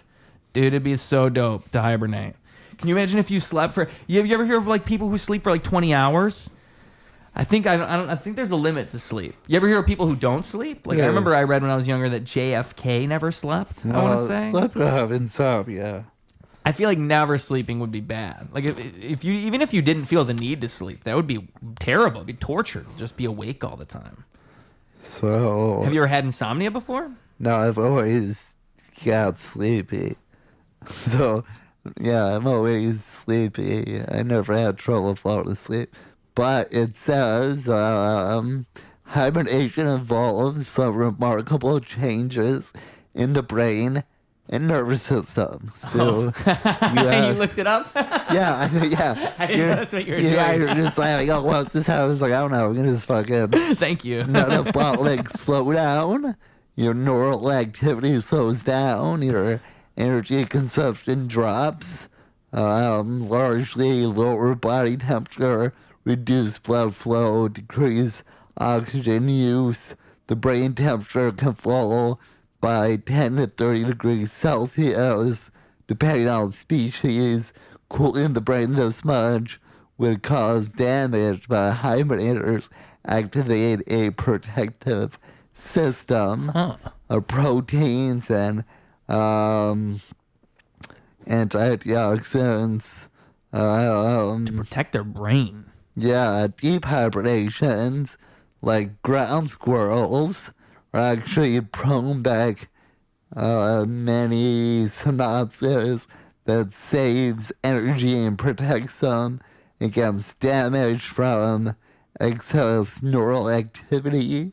When the animal wakes up, it rapidly regrows in a process resembling what happens in brain plasticity after sleep or learning. Periodic arousals, the brain So neurochemical shifts, gene expression. Well, I don't think they dream. But it sounds like it's like refreshing, like sleep is, though. Yeah, in the hibernating brain doesn't shut off.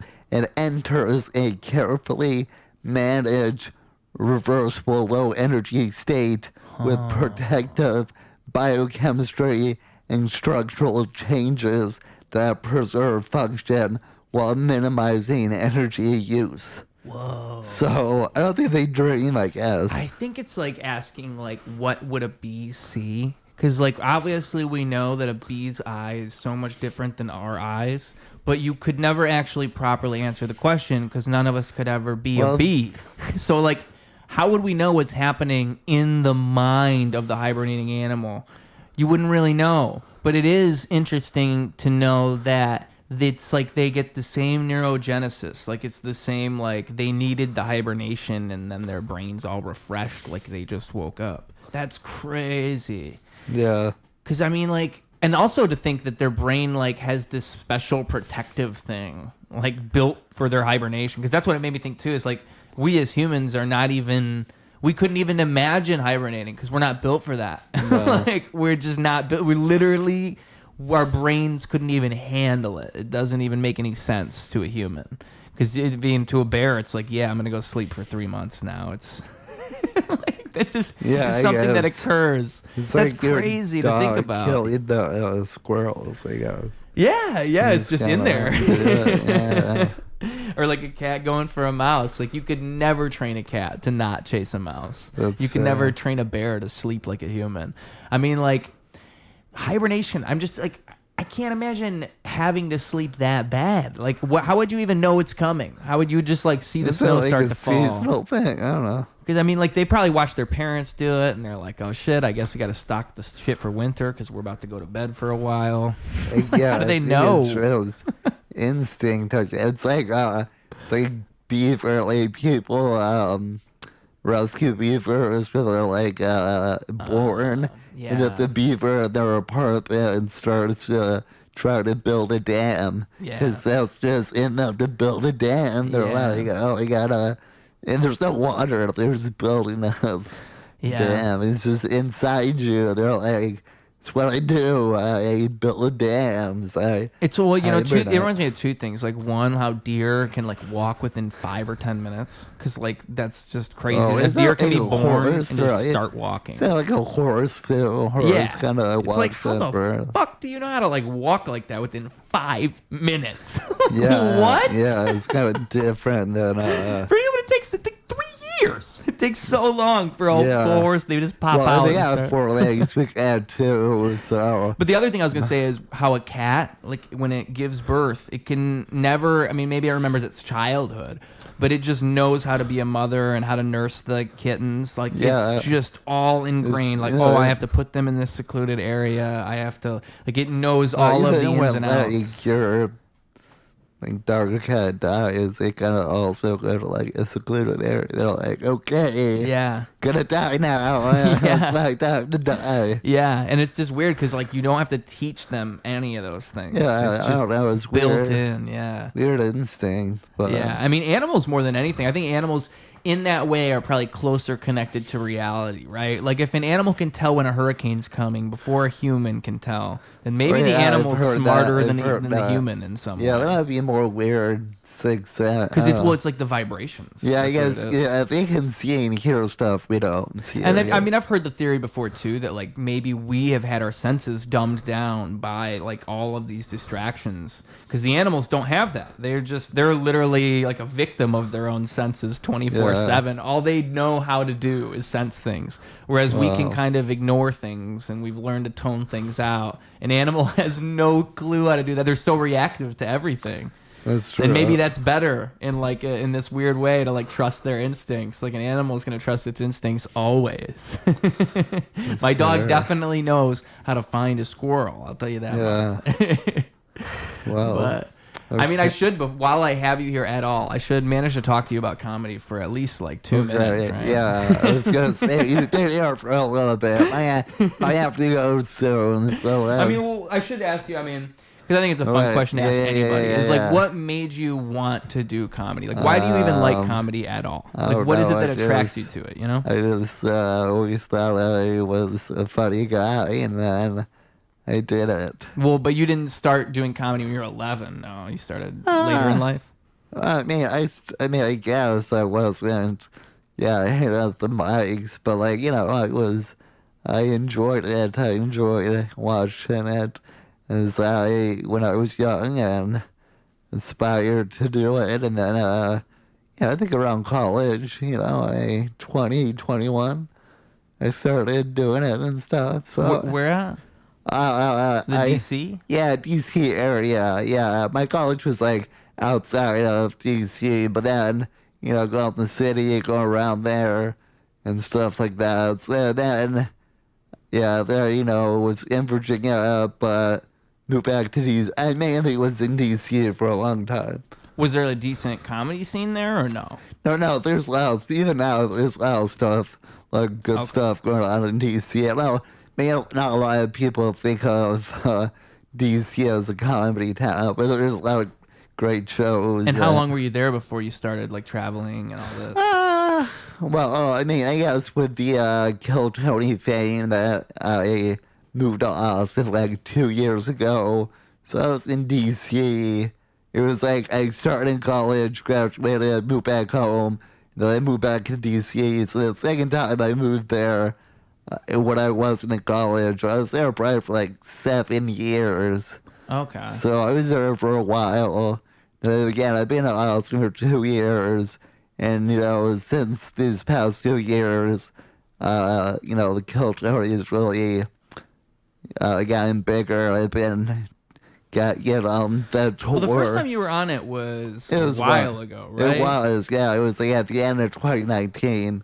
But then it's crazy to think how much that show has changed even since then, right? Yeah, so, it wasn't as big back then. Like the pandemic and then shit happened. I was doing my own stuff, and then my lease was ending and everybody was moving out, so I was trying to find a new thing to do, something else. So I moved to Austin because I have the Kill Tony connection. Yeah. So I got to move. A lot of people in DC, most of them do not move to Austin. But is it like the left right thing, like the politics of it? It could be a little bit of that, but also New York City is like. Oh, I see. 3.5, 4 hours away. Yeah. So New York and Austin's like 20 hours away. Yeah. So New York's is closer to people. So I think there's that. People just, most people go to New York from, that whole Mid-Atlantic. You got DC, Baltimore, Philly, New York, but, it's all... But the audiences, do you feel like that's different? Like, do you feel like you had to change the way you do comedy moving there? I feel like what I do, I felt like I'm doing the same thing that I do. I'm pretty accessible with the audiences. Yeah. But I'm willing, at least compare the Austin comedian. I don't know if some comics that's in Austin, I don't know if some stuff they do would fly in DC. Right. Yeah, I think it's more for that, and I think DC comedians, a lot of them I know, I think could be pretty, they're pretty accessible and not too, compared to what you would think of an Austin comedian. They're pretty tame, but the Austin comedian, being a little bit more provocative. Right. And you could go the complete other direction too, where you become too overcorrected and then you're too much of that, and you would never work in Austin. If you're too like you're trying too hard to not offend anybody. Then now you're not. Now you're just gonna not take any chances. I guess I was thinking about most of my friends in DC. There's not too many people that are like so far left. It's like, okay, everyone's pretty left-leaning and these, there, but no one's really like, it's not too many who are like annoying about it. Yeah, I think it's kind of interesting because I didn't grow up in a city. And so moving to a city, I've kind of noticed there's like this weird, incubator thing that happens in like a city where I think like there's a reason that cities become like a weird hub for politics, and people are more likely to have like extreme political views if they're in a city than if they're anywhere else. Like everywhere where I'm from, in like a rural area, nobody fucking really cares. Nobody really thinks about that kind of. They just kind of want to have an independent life where the government doesn't fuck them over and everything's all good. And you move to a city and it's like, whoa, you guys like really care about this stuff. It actually threw me off a little bit because I had never really experienced that until I got here. And I think every city's a little different with that. So like, you know, and then some people get really sucked in. But you're right. For the most part, people aren't like obnoxious about it. Most people aren't insufferable about it. Yeah, you will find those people. Yeah, there are people like that. And I mean... and you just don't respond to their Facebook posts. Like, I'm not the most like provocative guy either. But yeah, some people in cities could be a little bit more uptight about what jokes you do. I think even it's like if it's not even that bad. You just kind of casually talk about a topic that may be not about it because they're more tight about. Right. So, yeah. But there's no, like, I don't think there's any ideal, like, audience. It's like that same thing where it's like, I mean, you can't make a joke that's going to work in every single room, everywhere. I mean, it'd be good if it could. But technically, I guess. Yeah. You gotta just work with stuff. But I think like the word accessible is a good word to use. I think the word universal is usually the word I think of, where it's like if you could take this and do it in somewhere, there's something universally understandable about it. Yeah, accessible might be better because I think you're right. I don't think anything's universal. It's hard. I mean, even like the biggest. I mean, there's people, even though the biggest comedians, like Kevin Hart. Biggest comedian. There's no people who don't care for his stuff, you know, or like whoever, like Jim Gaffigan or accessible. I'm saying not even if you are the biggest comedian, if you're Dave Chappelle or throw out a name. There's always, not everyone's gonna like you, which actually is tough because I want everyone to like me in the world, but. That's just how it's I don't always people's taste. Some people, you know what I mean? Like even Kill Tony, you have all these people I'm on the show with who are about the show. Not everyone's like a fan of me or the other guy. Some people just go for one guy. Some people are like, this guy, I don't know what he's doing. So and I guess it's something I would come to terms with. It's not like personal or anything. Right. It's just what we're presenting, and not everyone's gonna be down to clown, I guess. Right. When I think like almost it's like a mark of doing something that's good enough when you have people who are like, you're going to have people critique what you're doing. Yeah. So if you're doing something that's actually different, that's actually making a difference in the world, people are going to have a problem. It's not what they're used to, so they're gonna have a problem with it. They're gonna say things, and you just have to learn to like be okay with that if you ever want to accomplish anything in the world. Like I think it's like this weird contradiction of reality where you have to accept that people are gonna be mad because you have to make definitive choices, and in that, people are going to not agree with those choices because they're definitive. Like it's like you're picking a side by making a choice, and so.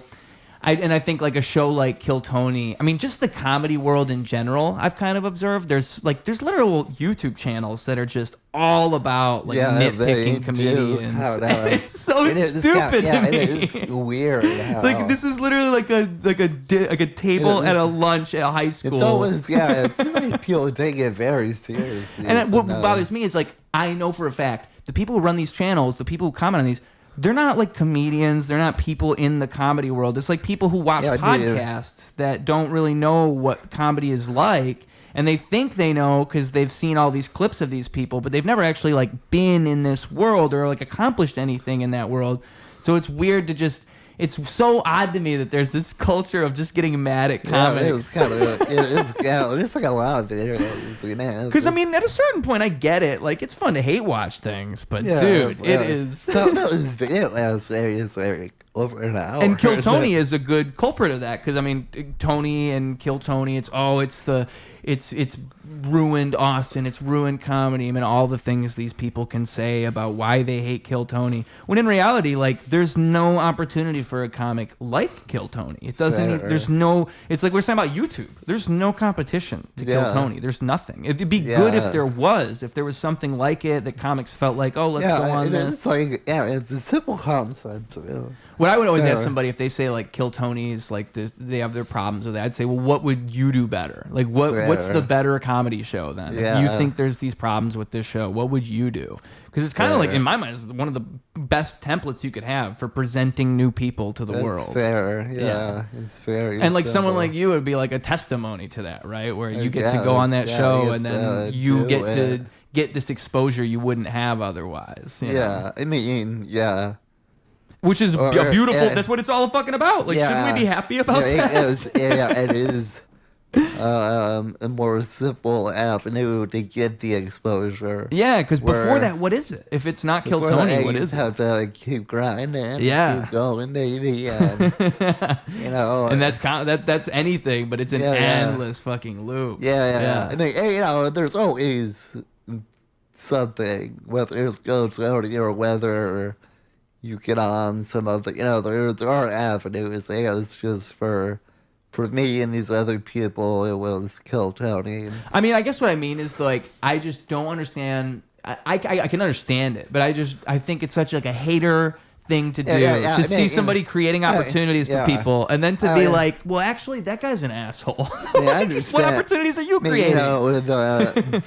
The comedies are for everybody, perhaps, but it's still like a funny show. Well, and I think like it's so. Whether you agree with whatever, I know Tony, he's very open, conservative or whatnot, right? But you can still watch the show and laugh. Yeah. And it's I don't know if it's. There are the, like we were saying, super far left people who won't even talk to you if you're. But I think like the best lesson you can ever learn in any stage performance, but I think comedy teaches you this better than anything, is like, the only way you can get better is not blaming the audience, not blaming anybody, but just learning, okay, how could I have adapted myself to that better? Because I think like even that far left person should be able to go on Kill Tony and be funny. Because that's what comedy is. You should be able to walk into any room and somehow get these people to play along and get on your side. All your jokes, but And like, that's the magic trick you're doing. You're walking into any room and finding a way. And so like, in my mind, for you to then go, oh, well, it's not me, it's that this whole Austin scene is fucked up, or like whatever these people say. But it's like, you could hate anything. You could hate anything. So it just, I don't understand why comedy attracts these people. I don't know. It's weird. Because I think there's more haters in the comedy world than a lot of other places. Like, you'll notice like comedians, even like famous comedians, there'll be like a lot, like Mark Maron's going on all these podcasts now saying how he's very political. He's always been a hater. He's always gonna been more political, left-leaning, more outspoken. So I feel like that's just Mark.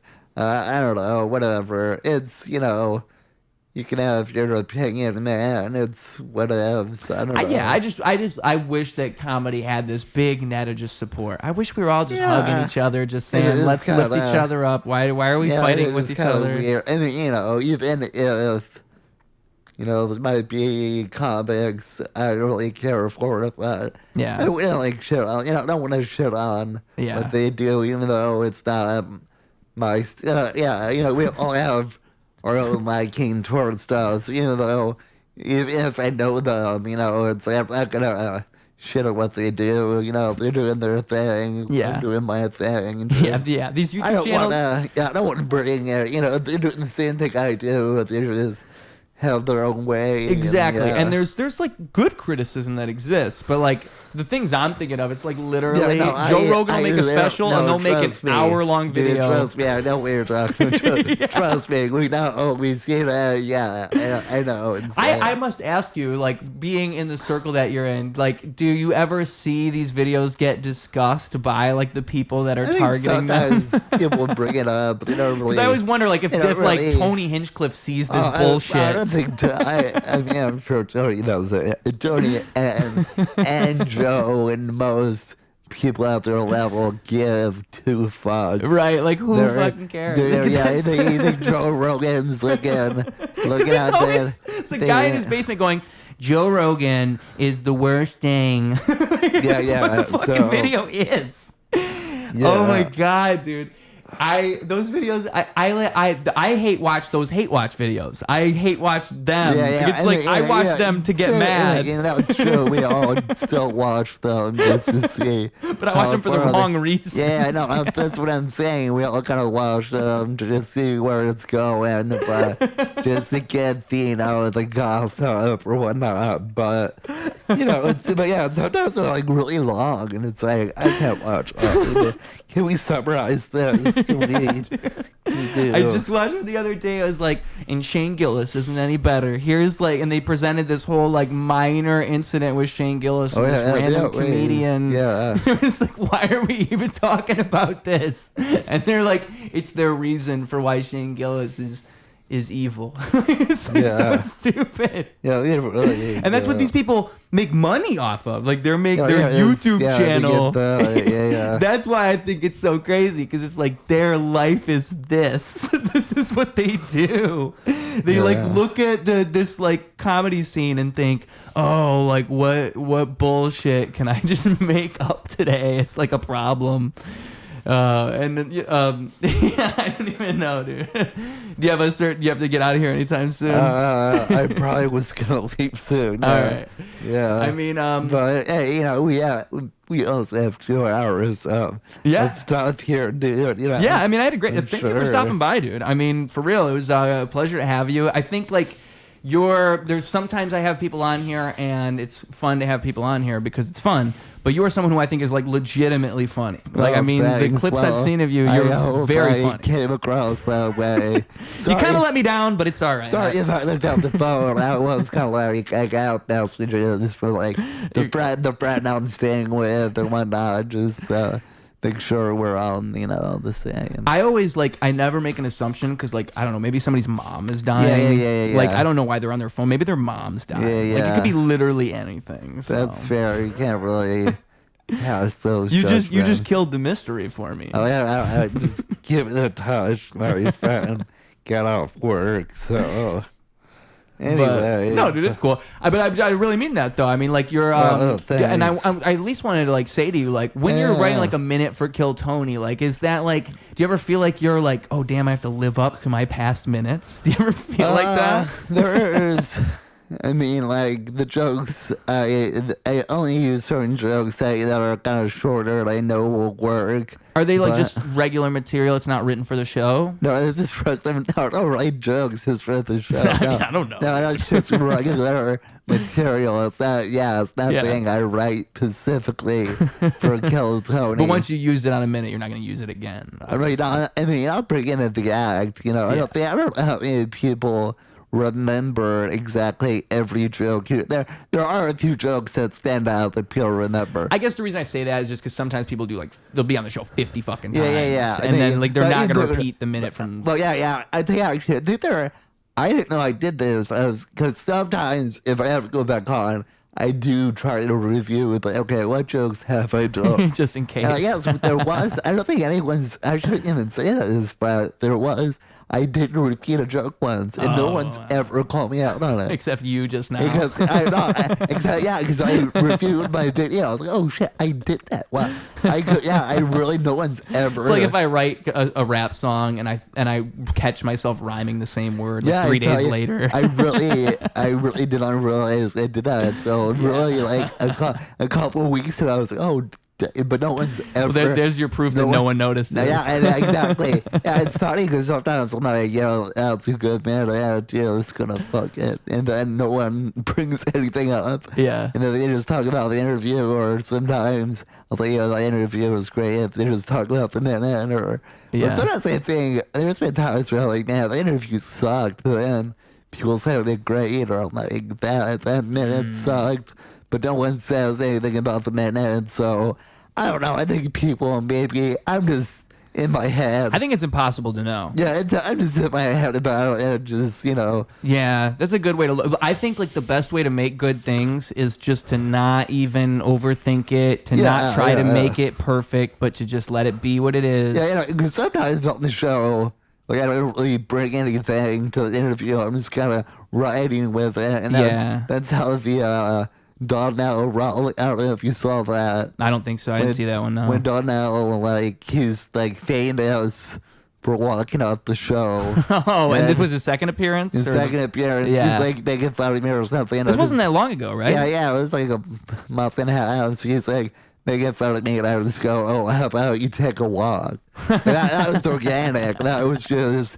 And it turned out to be great. So sometimes it's just like that is a good one. I just like flow with it. And Donnell's walkout is one of the most iconic Kill Tony moments, I should say. His initial walkout is so ridiculous. Yeah. So that's a joke I said, and but yeah, sometimes I just flow with it, and it's like great. But other times I'm trying to flow. I'm like, nothing's really. I don't know. I don't. I feel like it's kind of lackluster, but then people are like, oh, great interview. Yeah. So I think it's just the way I think of it. I don't think it's really anything. Yeah. Anything that bad. I mean, it's like maybe even my most kind of mid interview compared to other people on the show. It's like magnificent. So I'm sure maybe it's just me,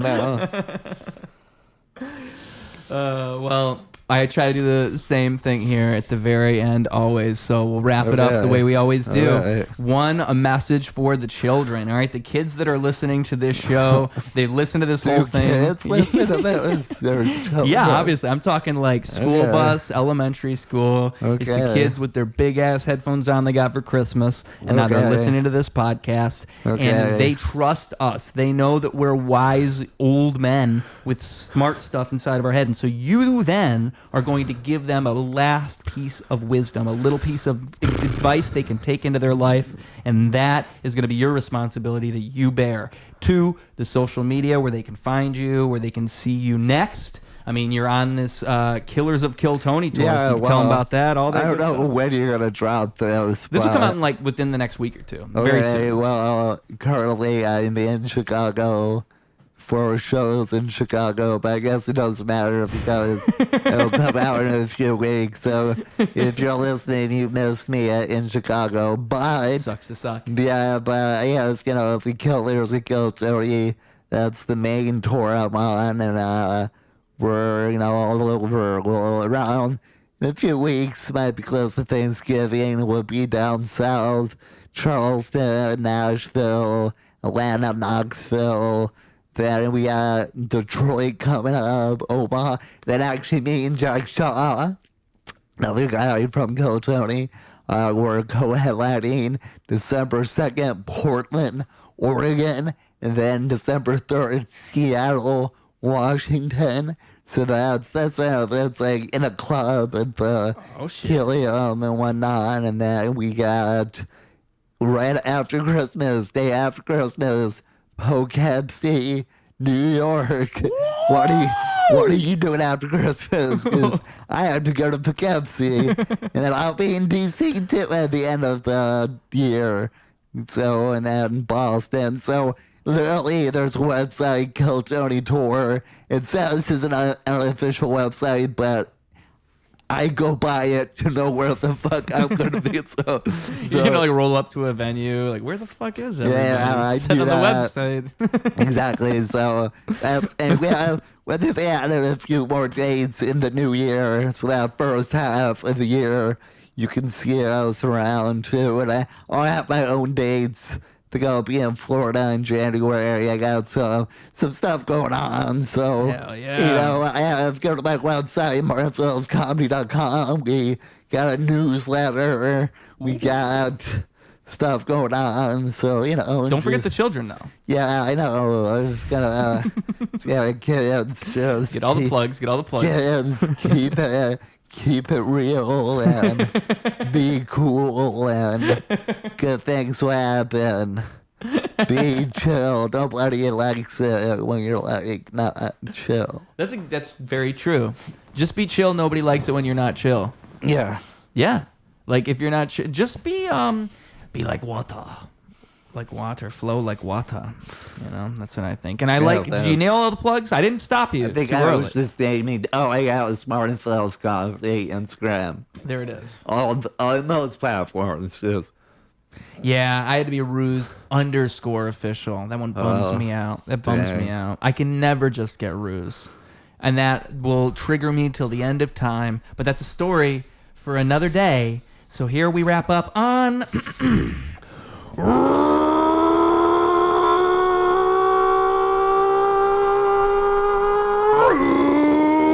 Radio. Not out in the radio, though. Clocking out. Double down, competition couldn't help him to rock. Missed the whole time, holy fell through the flock. That's an ordinary miracle, wealth to the block. It's a balance in the character that's calm and collect. It's apparent his caricature is lost in the mess. It's hysterical, the picture that they put to his face. It's a confidence administered to earn their respect. Live a little, light a candle.